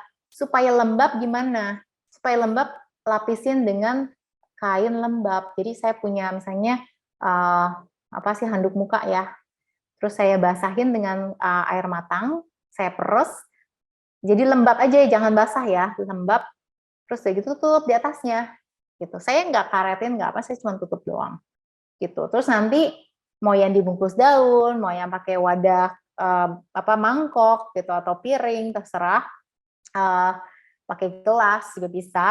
Nah, pakai besek. Semuanya ini kalian tinggal taruh di lemari ya, di atas tampah atau di atas rak. Kalau misalnya saya taruh di lemari oven. Oven kan panggangan kan ada kayak raknya gitu kan. Jadi ada sirkulasi udara dari bawah, tapi kita juga membutuhkan sirkulasi udara dari atas. Jadi pintunya aku buka sedikit, jadi ganjel pakai cempal. Nanti tunggu 1,5 sampai 2 hari, nanti dia akan timbul lapisan putih. Dalam hari pertama mulai itu timbul. Kalau udah mulai timbul udah berhasil gitu. Biasanya makanya saya suka pakai wadah yang kaca karena kelihatan dari luar gitu. Nah, boleh nggak kalau misalnya udah kering lapnya itu, boleh nggak diganti? Boleh. Pada misalnya udah hari pertama, udah mulai timbul nih, tapi kok lapnya rada kering ya? Boleh. Taruh air lagi, air matang lagi, terus peres lagi, terus taruh di atasnya lagi supaya lembab gitu. Terus tutup lagi di oven yang misalnya diganjel cempal gitu. Pokoknya lemarinya dibuka dikit supaya ada udara lah. Jangan tertutup ya. Karena jamur itu hidup ketika ada udara kan, tapi lembab gitu situasinya. Nah, biasanya 1,5 hari pasti jadi kalau dalam lemari seperti ini. Kalau sampai 2 hari biasanya kalau kacangnya tuh yang ukurannya besar, kayak kacang mede gitu ya, kacang koro gitu. Tapi kebanyakan 1,5 hari jadi. Jadi kalian pastiin ya 1,5 hari udah cek, jangan ceknya 2 hari. Karena kalau 1,5 hari udah lapisannya udah putih rata semua, kalian harus angkat. Kalau misalnya kalian biarin, tunggu deh, siapa tahu nanti tambah tebel gitu, nanti malah jadi lapisannya rada hitam gitu. Itu over fermentasi gitu. Nah, itu trik-trik dari pendiaman si tempe ini. Jadi ada 2 tips ya, tadi yang pemakaian palape sama pemakaian cuka. Bedanya palape itu di nomor 1, pemakaian cuka itu di nomor 4, pas pemberian si ragi ini. Kalau misalnya nggak punya palape. Palape itu dibuat oleh si Indonesia Tempe Movement untuk, dia tuh adalah asam laktat sebetulnya, untuk mengeluarkan si asam dari si kacang ini. Nah, ini wadah-wadah yang aku pakai, bisa gelas, bisa mangkok, bisa kayak tempat makan, bisa wadah puding. Oh, wadah puding tuh lucu banget jadinya. Nanti ada yang bentuknya kura-kura lah, bentuknya bunga mawar gitu. Dan semua ini bisa. Ini silikon ya, silikon yang buat bikin jelly ini bisa. Terus ini mangkok. Nah, ini ingredient yang saya pakai gitu. Waktu itu bikin di kantor ya. ngajarin orang-orang kantor biar mereka ngerti. Jadi bisa pakai edible flowers, bisa pakai aneka topping kalau misalnya punya kacang-kacangan, biji wijen, biji labu, itu enak banget. Biji labu tuh manis. Jadi kalau biji bunga matahari juga enak. Kalian sangrai dulu. Nah, kalau misalnya pakai topping-topping biji-bijian, ditaruhnya pas masa pemberian ragi gitu ya. Jadi sebelum ragi campur dulu biji-bijian, baru kasih ragi gitu. Jadi tapi kan kacang-kacangan ini kan biji-bijian ini kan nggak perlu direbus gitu. Disangrai aja biasanya. Biar wanginya keluar. Nah, ini contoh aja tempe-tempe yang udah pernah saya buat. Ini tempe kedelai hitam dan putih. Tapi kalau nggak salah aku kasih chia seed ini. Ini pakai chia seed. Jadi chia seed itu lucu ya. Chia seed itu chia seed sama apa ya, kacang hijau ya. Mereka kan akhirnya bisa menumbuhkan tunas ya kalau misalnya lembab ya. Jadi kalau misalnya kacang hijau jadi toge. Jadi pas pakai chia seed nanti jadi ada kayak tunas-tunasnya gitu jadinya gitu. Jadi kayak ada kayak mie-nya gitu loh chia seed. Chia seed. Kalau yang sebelah kanan ini pakai edible flowers untuk kedelai putih dan kedelai hitam. Nah, kedelai hitam itu nggak usah dibuang kulitnya. Kedelai putih buang kulitnya. Jadi karena yang Mbak Wida soalnya aneka kacang yang berwarna itu mengandung vitamin. Jadi jangan dibuang kulitnya gitu. Karena ada vitamin tambahan dari warna dari si kacang tersebut. Jadi biasanya aku remas-remas aja sebagian, setengah dari si kacang kedelai hitam itu aku remas-remas. Kenapa sebenarnya tujuan ngeremas itu supaya ngiket sih. Karena kalau kita nggak remes, dia bentuknya bulat-bulat seperti ini, kadang-kadang dia gampang pecah gitu, pasti potong. Gitu sih, karena kegedean untuk si kedelainya ngiket gitu. Bukan kedelainya, untuk si jamurnya itu ngiket. Gitu. Ini pakai siwit juga lucu karena si siwit ini jadi kayak onigiri ya. Jadi dia nggak nutup sama sekali si jamurnya. Jadi dia as iris aja si siwitnya. Sama kayak si bayam. Nah, ini yang pakai cetakan jelly. Kura-kura, terus bentuk ini. Nah, kalau misalnya pakai bunga-bunga ini aku pakai bunga kenop, taruh pinggir-pinggirnya gitu ya. Jadi pas kita naruh juga kita mikir gitu, karena efeknya akan seperti ini kan di dasar, nanti akan jadi di atasnya soalnya pas kita tumplekin. Ini pakai quinoa. Aku coba bikin tempe pakai quinoa. Quinoa itu kan mirip kayak beras ya. Jadi ngerebus, nanti jangan sampai terlalu lembek gitu ya. Jadi masih rada keras al dente intinya. Keras tapi lembek.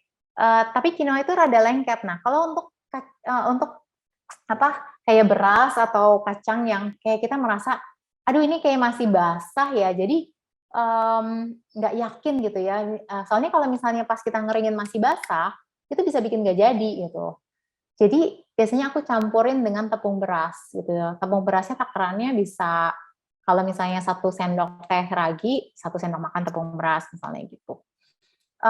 Karena tepung beras itu makanan ragi juga atau sama takarannya sama si ragi gitu. Jadi ngebantu untuk ngeringin. Jadi kasih tepung beras dulu, baru kasih ragi gitu. Untuk kayak quinoa gitu, karena dia udah kayak lengket-lengket gitu. Kalau misalnya kita lap juga malah nempel ke itu kan, ke lapnya kita. Untuk ngewarnain bisa pakai bunga telang pada saat ngerebus, nanti kacangnya berwarna biru. Bisa juga pakai angkat ini jadi merah gitu. Ini aku pakai kacang mede, terus aku kasih cheese nih, yang kuning-kuning ini cheese, aku kayak ada sedikit cheese gitu aku taburin aja gitu.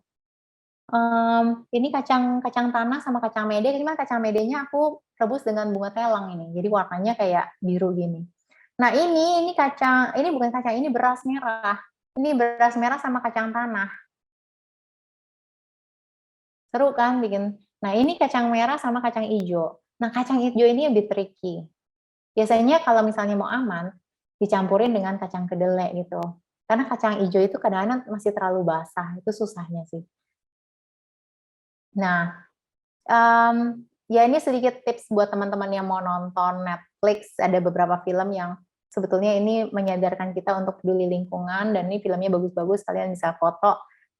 Inspirasi Flow Plastic, Octopus Teacher, Plastic Ocean, Kiss the Ground. Kiss the Ground itu bagus banget hubungan manusia dengan tumbuhan, dengan apa pengaruhnya gitu ya, ketika kita mengembalikan menanam kembali.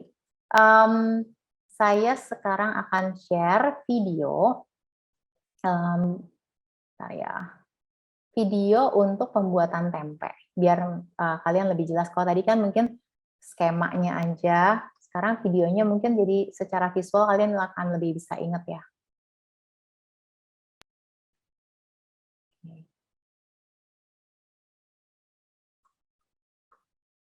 Nah, ini videonya. Nah, ya.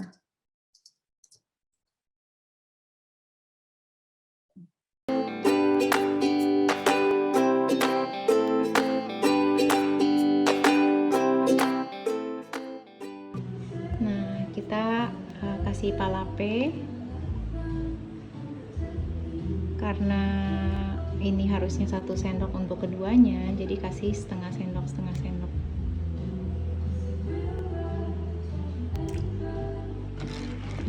Aduk, juga aduk. Tutup.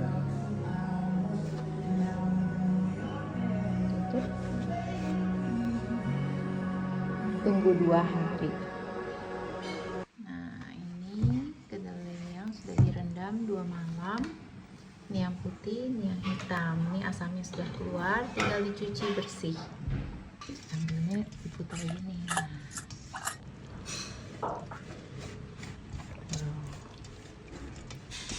Seru nggak? Rada dalaman seroknya deh. Oh, hati-hati. Tak kabur semua kulitnya.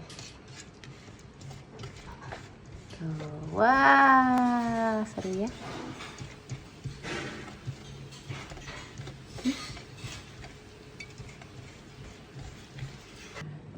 Jadi yang tadi sudah dikulitin, yang kedelai putihnya dicampur dengan si kedelai hitam. Kedelai hitamnya cuma dicuci doang, nggak usah dibuka kulitnya, nggak masalah, karena pewarna dari kacang-kacangan yang biasanya warna hitam, warna merah, dia mengandung vitamin, jadi biarin aja. Nah, ini kedelainya direbus selama 45 menit.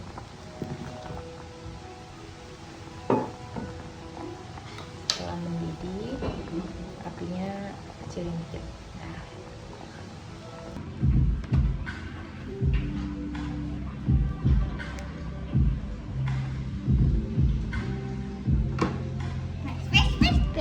Press biar kering. Seperti tahu.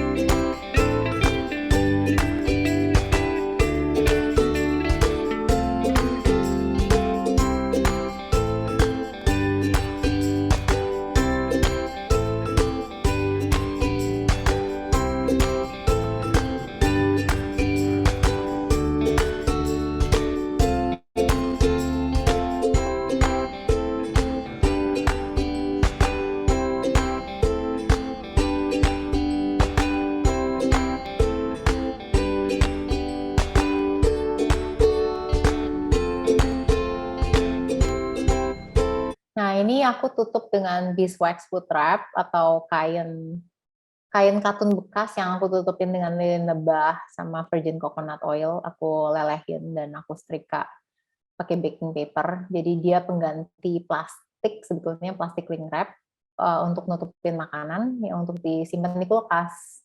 Gitu. Jadi kalau misalnya untuk penyimpanan, kalau misalnya nggak mau langsung dikonsumsi, bisa disimpan di kulkas dalam keadaan tertutup.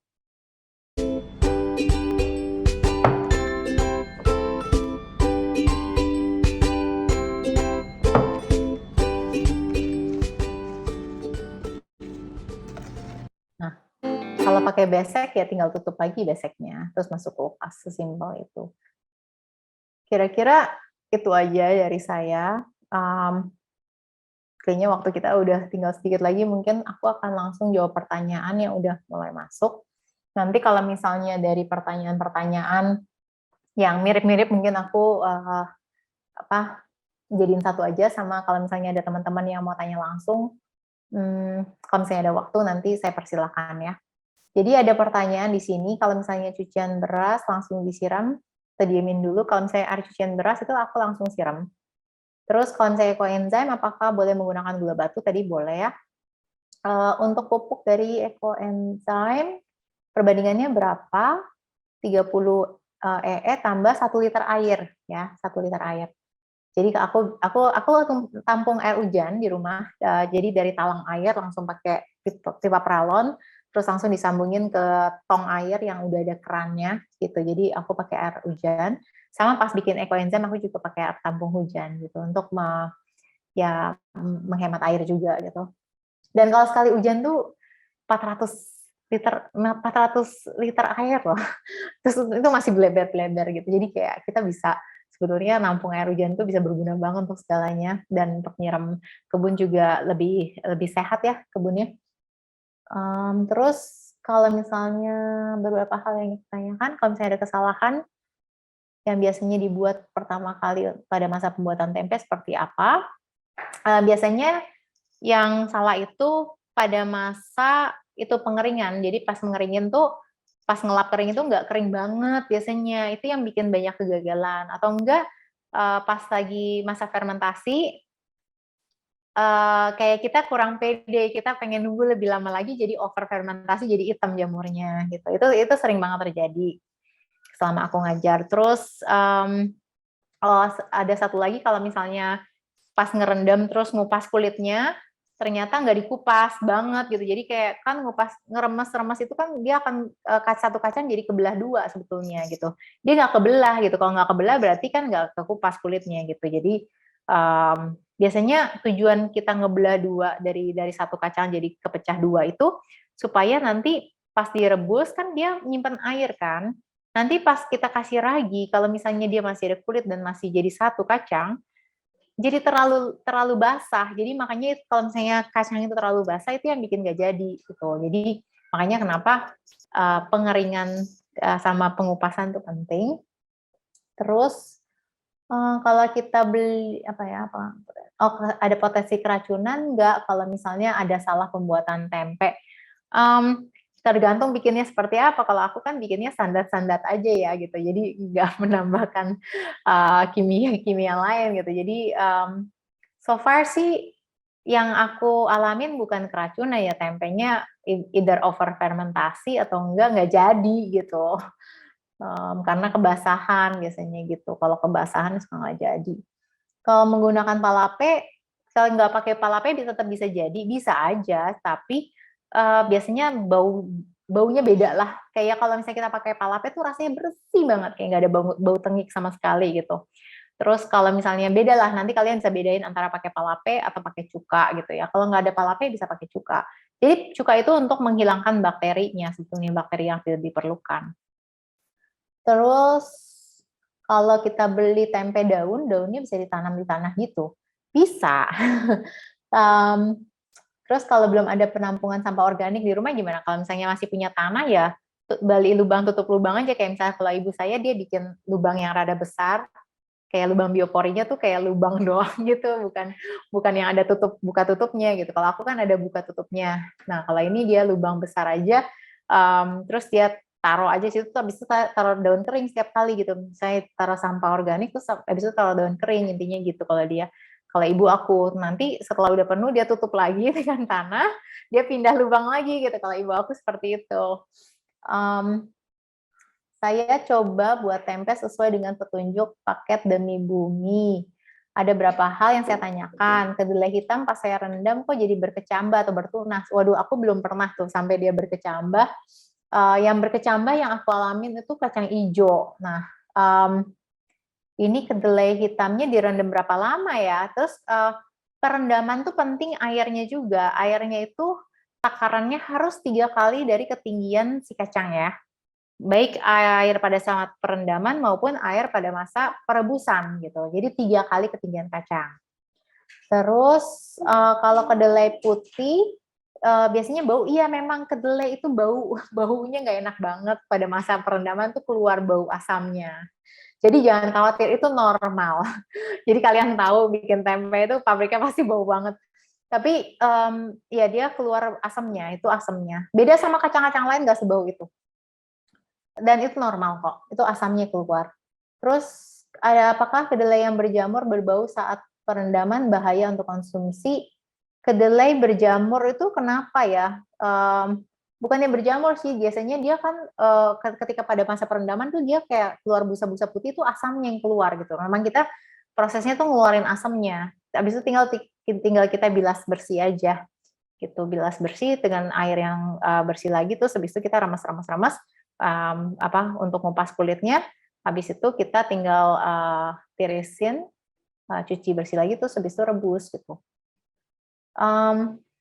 Penggunaan palape itu sebenarnya untuk pabrik-pabrik itu untuk mengurangi penggunaan air yang terlalu banyak sih. Jadi cuci bilasnya nggak terlalu berkali-kali. Cara ngupas kedelai agar lebih efisien. Tadi kan sempat di video tuh, aku ngupasnya tuh gini gitu. Remes-remes pada masa kita lagi bilas ya. Lagi bilas itu kita taruh air kan, air yang udah bersih lagi. Terus kita remes gini. Nanti dia akan ngupas tuh melayang terus tinggal saring gitu. Itu yang paling praktis dibandingin kayak satu-satu. Dulu awalnya suruh ngupas terus aku satu-satu sambil nonton, ya ampun lamanya minta ampun. Itu paling cepat sih, remes-remes gitu. Kalau bikin tempe di mangkok tutupnya pakai apa? Tadi kan pakai itu ya, kain lembab ya, jangan pakai plastik karena kan harus ada sirkulasi udara, kelembapan gitu ya. Palape itu adalah apa? Palape itu adalah cairan perendam kacang. Jadi dia adalah bakteri asam laktat yang berfungsi untuk mengeluarkan asam dari si kacang tersebut.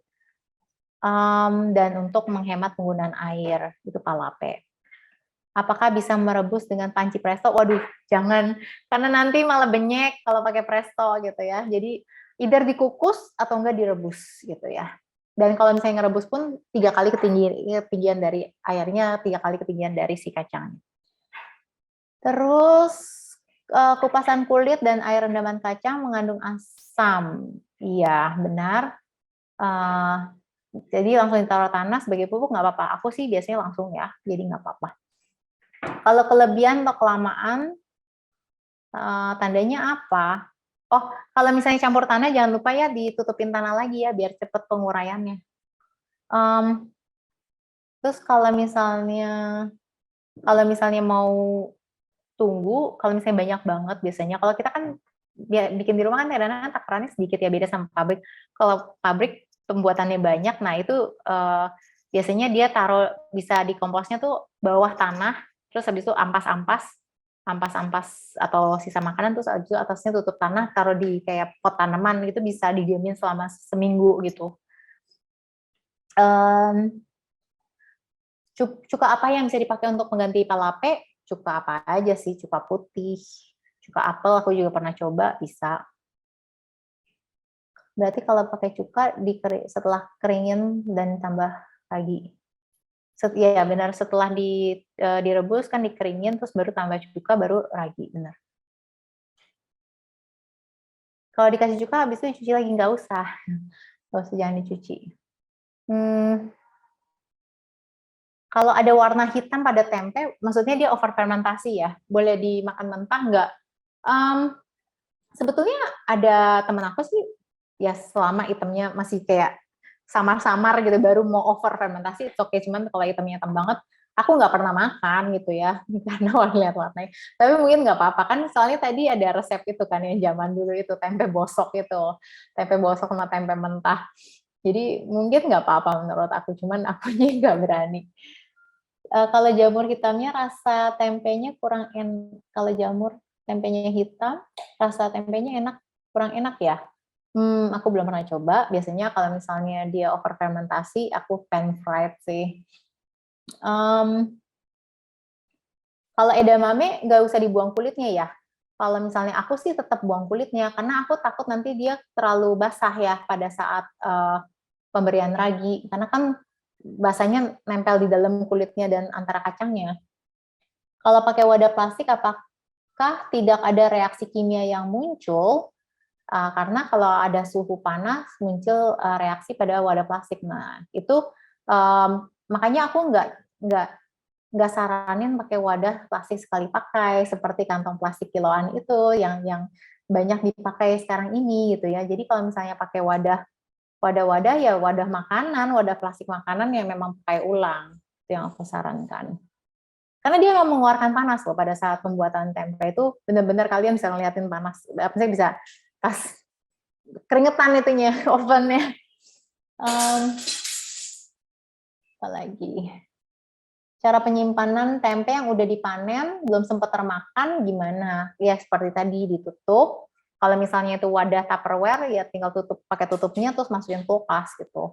Kalau misalnya dia masih kita taruh dengan kain lembab di suhu ruangan, dia nanti masih fermentasi. Terus waktu itu aku pernah exhibition dapat booth kan, terus aku taruh tempe aku, terus itu biar cantik kan pakai tutupan kaca gitu kan, tutupan kaca wadahnya alasnya tuh pakai kayu gitu ya kan, jadi kelihatan dia fermentasi lagi gitu. Jadi mesti dingin ya, mesti dingin untuk nyetopin fermentasinya gitu. Makanya kalau misalnya supermarket kan dia di tempat yang dingin kan. Terus jadi penyimpanannya lebih lama. Kalau misalnya cuman kayak sehari di ruang sih nggak masalah, kayak pakai daun gitu sih nggak masalah karena ini kan tertutup gitu. Tapi biasanya tuh dia bisa fermentasi lagi kalau misalnya suhunya panas gitu ya. Jadi makanya kalau misalnya dimasukin kulkas itu untuk menyetop fermentasinya itu. Daun waru untuk peragian tempe yang muda atau tua. Nah, aku belum nemu nih, kayak aku cuma tahu kalau daun waru itu memang suka ada lapisan putih. Kalau misalnya aku lagi ke pantai kan suka ada daun waru gitu kan. Suka aku liatin sih ada lapisan putih. Cuman aku belum pernah bikin langsung dengan si daun warunya ini. Mungkin bisa cek tuh suka banyak blog tentang bagaimana membuat ragi alami ya, ragi yang dari daun waru asli itu banyak banget kok resepnya. Atau enggak bikin raginya dengan tempe yang sudah busuk. Nah, itu aku belum coba, cuman ada banyak resepnya tentang itu. Perbedaan tempe dari segi rasa, kalau pakai cuka atau lape-lape, menurut saya itu beda sih. Untuk saya yang suka makan tempe berkali-kali ada bedanya. Untuk orang yang nggak pernah mungkin kayak mirip-mirip lah. Kayak kalau pakai palap itu rasanya bersih banget, itu aja sih yang aku rasain. Dan teman aku kayak yang aku kasih coba gitu, iya enak banget ya, ini kan rasanya beda ya, kayak gitu. Jadi kayak bener-bener kelihatan, maksudnya bener-bener beda lah. Untuk topping, cukup mentahan dicuci bersih, direbus. Kalau topping, kalau misalnya topping kan misalnya kayak biji wijen gitu, aku sangrai. Biji bunga matahari gitu, aku sangrai gitu. Biji labu gitu, biji labu aku sangrai gitu. Jadi itu aja sih. Dan habis itu tinggal ditabur sebelum pemberian ragi. Jadi nggak direndam sama aku. Karena itu buat rasa juga ya. Sama kayak penambahan cheese gitu ya. Aku tabur doang gitu, kayak itu kayak topping. Terus kayak bubuk paprika juga kayak penambahan topping gitu. Jadi sebelum pemberian ragi gitu. Lada gitu juga sebelum pemberian ragi. Aku pernah pakai garam. Nah, suka ada yang bilang kalau pakai garam itu membunuh bakteri. Tapi aku pakai garamnya tuh garam Himalayan tuh bisa gitu. Jadi Ya mungkin aku nggak pakai terlalu banyak juga sih ya. Kak, pemakaian cuka kan setelah kering ya. Iya benar, pas setelah kering. Habis itu baru dibeliin lagi, benar. Oke, aku udah menjawab pertanyaannya semua loh, hebat Kak. Jadi kira-kira itu kalau misalnya teman-teman ada yang mau ngobrol langsung, mungkin masih ada sedikit lah waktu ya. Boleh, silakan. Aku persilakan. Mungkin 3 orang ya maksimum, biar nggak terlalu lama. Takutnya udah ngantuk. Gitu. Ada yang mau tanya langsung? Jadi ada yang sempat, oke. Maura ya. Oke, silakan kalau misalnya mau, Halo Kak, Maura. Heeh. eh, tadi mohon maaf saya tuh agak bingung soal yang pencuciannya itu pakai air apa ya? Oke, cucinya aku pakai air biasa sih, air air ledeng gitu. Jadi bukan air matang ya, tas bilas kan ya? Ya, Iya, air biasa. Heeh. oke Kak, makasih banyak. Ada lagi? Nanti akan di-share link YouTube-nya juga untuk teman-teman yang mungkin miss penjelasannya tadi, bisa nonton lagi dan bisa share ke teman-teman lainnya. Oke, Mbak Tiara silakan. Kak Jess mau nanya aja, biasanya kalau yang paling enak itu berdasarkan pengalamannya Kak Jess itu bikinnya dari kacang apa? Saya pengen nyoba dari kacang-kacang yang lain gitu selain kedelai. Kacang tanah enak, kacang koro enak, dan kacang koro gede ya. Tapi kalau misalnya kacangnya gede, biasa aku remas-remas sebagian gitu. Karena takutnya nggak ngiket. Atau enggak, kalau misalnya kacangnya gede, aku tipis bikinnya. Jadi aku pernah belajar bikin keramik gitu kan, terus kayak piringnya tipis, aku pakai piring itu gitu, terus piringnya pas bentuknya daun lagi. Itu bisa Kayak gitu. kayak mendoan gitu ya Kak? Iya, ya bisa. Kalau misalnya mau bikinnya tebel, aku remas sebagian, biar ngiket aja. Pas setelah udah kering ya, aku remas-remas sebagian. Terus kacang mede ya of course enak ya kacang mede. Kacang semuanya beda-beda ya. Kalau suami aku bilang semuanya enak sih. Um, ada rasa bedanya gitu. Jadi tapi yang paling enak pakai bubuk paprika so far ya. Kalau misalnya pakai bubuk-bubuk ya. Hati-hati kalau pakai bubuk-bubuk. Kalau bubuk tertentu tuh bisa basah bubuknya. Kayak aku pakai bubuk kari jadi nggak jadi karena basah jadinya gitu. Um, Sama kalau misalnya pakai daun-daun atau pakai bunga telang, misalnya aku taruhnya di paling bawah atau paling atas gitu, jadi nggak di dalamnya. Karena kadang-kadang bunga itu kan suka aku cuci terus aku lap gitu sampai kering ya. Cuman kan itu masih ada lembabnya juga, jadi aku cuma taruh paling atas atau paling bawah supaya untuk dekorasi aja. Um, Itu sih kayak kemarin aku coba pakai bubuk kelor, tapi itu jadi basah ya. Aku juga bingung ya. Padahal ada tempe bubuk kelor. Mungkin aku campurin pada saat apa pencampuran ragi gitu. Jadi apa mungkin bagusnya taruh di atasnya doang? Aku nggak tahu gitu. Jadi kadang-kadang masih trial juga gitu. Kalau mau eksperimental gitu. Jadi kalau misalnya mau eksperimental jangan bikin terlalu banyak lah, nanti kayak kalau gagal sedih banget gitu. Jadi yang eksperimental dikit-dikit aja gitu. Nanti kalau misalnya oh yang ini udah jadi baru nanti bikin versi besarnya. eh iya, kacang apa lagi? Aku lagi coba merendam kacang Bogor sih, karena waktu itu kacang Bogor aku nggak jadi karena aku terlalu eksperimental itu yang pakai bubuk kari, terus aku pakai pala lah gitu, jadi norak lah gitu. Makanya sih hati-hati jangan terlalu over eksperimental. Ya aku suka kayak, oh ya kan gitu kayak semur nih ceritanya gitu. Jadi kadang ada beberapa bubuk-bubuk yang akhirnya jadi basah soalnya. Iya, paprika, bubuk paprika itu recommended banget sih. Itu pasti enak banget. Terus lada hitam itu juga enak. Ada sedikit taburan daun jeruk juga wangi. dibungkus dengan daun kunyit itu enak banget, itu benar-benar wangi banget ya, jadi kayak, wih ini tempe aneh banget kok wangi gitu. Itu sih, seaweed juga lucu, seaweed juga enak gitu ya, karena si seaweed itu kan bisa untuk ngebungkus juga ya. Jadi biasanya si seaweed itu aku taruh di wadah sih, jadi aku ada kan kayak aku ada wadah segitiga gitu kayak onigiri emang gitu. Jadi aku taruh di bawahnya si seaweed-nya, terus taruh kacang yang dikasih lagi, terus atasnya kasih seaweed gitu, terus baru tutup gitu.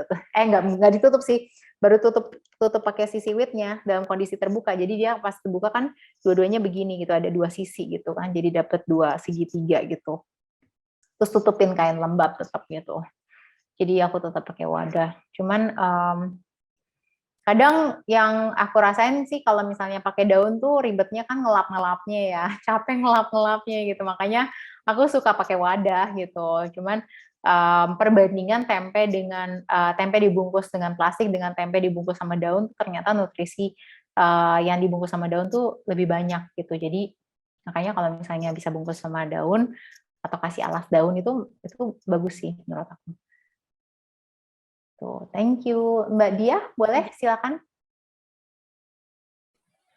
Iya, Kak Jess mau tanya, kan untuk perbandingan untuk hama itu kan ekoenzim 30 mili sama air hujan. Apa harus air hujan? Itu saya kurang pas sih tadi Oh jawabannya. enggak, bisa air tanah, air yang biasa buat nyiram, enggak masalah Iya, terus gitu. kalau untuk nggak ada biopori kan, saya kan nggak ada biopori di rumah. Jadi sisa-sisa makanan itu bisa juga ya dibuang ke komposter. Bisa. Cuman kalau komposter itu, kalau misalnya kita campur aduk dengan daging, tulang, penguraiannya berbeda, itu aja sih. Jadi nggak sama kayak misalnya kita cuma taruh daun dan sayur sama buah gitu, penguraian sama. Tapi kalau tulang itu yang paling lama, jadi nanti pasti masih tersisa. Cuman pas kita ayak kan, pas udah jadi kompos kita ayak kan, dia kan tersisa tuh, terus besokannya masukin lagi aja gitu, bisa kayak gitu.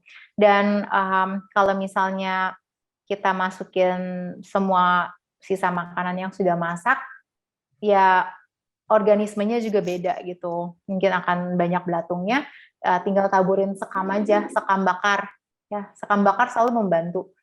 Oh, jadi Jadi nggak usah ditambahin sama ini ya, Kak Jess. Apa namanya kayak pupuk starter, pupuk organik gitu, nggak usah ditambahin seperti itu ya? aku nggak pernah sih, gitu. Aku selalu cuman sampah organik, terus kayak gitu daun kering atau enggak sih sekam, terus semprotin bioactivator, selalu kayak gitu. Terus kalau di kantor kan nggak masak kan, itu kan catering kan, jadi semua sisanya sisa makanan, bukan potongan sayur. Nah, kalau di kantor itu pernah si tukang jaga kantor tuh salah, dia semprotin, dia bukan semprotin gitu, tapi dia siram pakai selang isi komposter yang dibasahinnya gitu. Jadi luber kemana-mana gitu, jadi bau gitu. Jadi makanya lembapin doang. Nah, terus caranya aku ngakalin untuk ngebenerin komposternya lagi karena basah banget kan, aku taburin daun kering atau ranting-ranting, terus habis itu aku taburin sekam bakar gitu, langsung baunya hilang gitu. Itu membantu. Makanya sekam bakar tuh penting sih menurut aku. Karbon, soalnya dia karbon. Dia nyerap bau, sama dia juga mengurangi si belatung-belatung itu. Sebenarnya ada belatung maggot itu bagus banget, karena maggot itu kan membantu menguraikan. Jadi dengan adanya maggot jangan takut, itu justru kayak wow, sampah kita terurai. Ada kehidupan yang hidup, sama kayak di kebun kita ada kehidupan yang hidup di situ gitu. Dia membantu menguraikan. Cuman kalau kita terlalu banyak kan suka lari-lari, nanti lari-lari kemana-mana gitu. Jadi kasih sisa bakar gitu sih. Oh iya, oke. Terima kasih Kak Jess. Ya, sama-sama. Sama serutan pensil tuh kalau punya anak jangan dibuang. Biasanya aku tampung di satu wadah. Nah, taruh buat sebagai taburan serbuk kayunya. Gitu. Ya, siap-siap. Oke, sepertinya bisa kita udahi session malam ini. Terima kasih teman-teman. Mungkin mau foto bareng, kita foto bareng dulu ya. Kalau misalnya teman-teman bisa buka kamera, dipersilakan ya, biar saya bisa ngelihat nih, siapa tahu nanti kita ketemu. Karena waktu itu kadang-kadang aku ketemu orang, Mbak, aku ikut webinar ya Mbak, tapi aku nggak nges sama mukanya gitu. Ya, jadi siapa tahu nanti kita ketemu di jalan gitu. Jadi, hai Mbak gitu. Jadi aku bisa hai gitu. Oke, semoga sharing hari ini bisa bermanfaat untuk teman-teman semuanya dan kalian bisa share juga ke teman-teman di sekitar kalian dan energinya jadi tersalurkan ya, kita bisa melestarikan ketahanan pangan kita secara bersama gitu. Mungkin aku langsung foto aja. Oke. 1, 2, 3, cheers. Oke, yang kedua. 1, 2, 3. Yang ketiga. 1, 2, 3. Oke, terima kasih semuanya. Semoga ini menjadi malam yang bermanfaat buat teman-temannya. Salam merdeka semuanya. Semoga kita bisa merdeka dari sampah dan negara kita bisa jadi bersih lagi dan anak cucu kita juga bisa menikmati alam kita yang sehat. Terima kasih, salam sehat semuanya, jaga kesehatan, dan sampai jumpa lagi di workshop berikutnya. Terima kasih. Terima kasih Kak Jess. Sama-sama.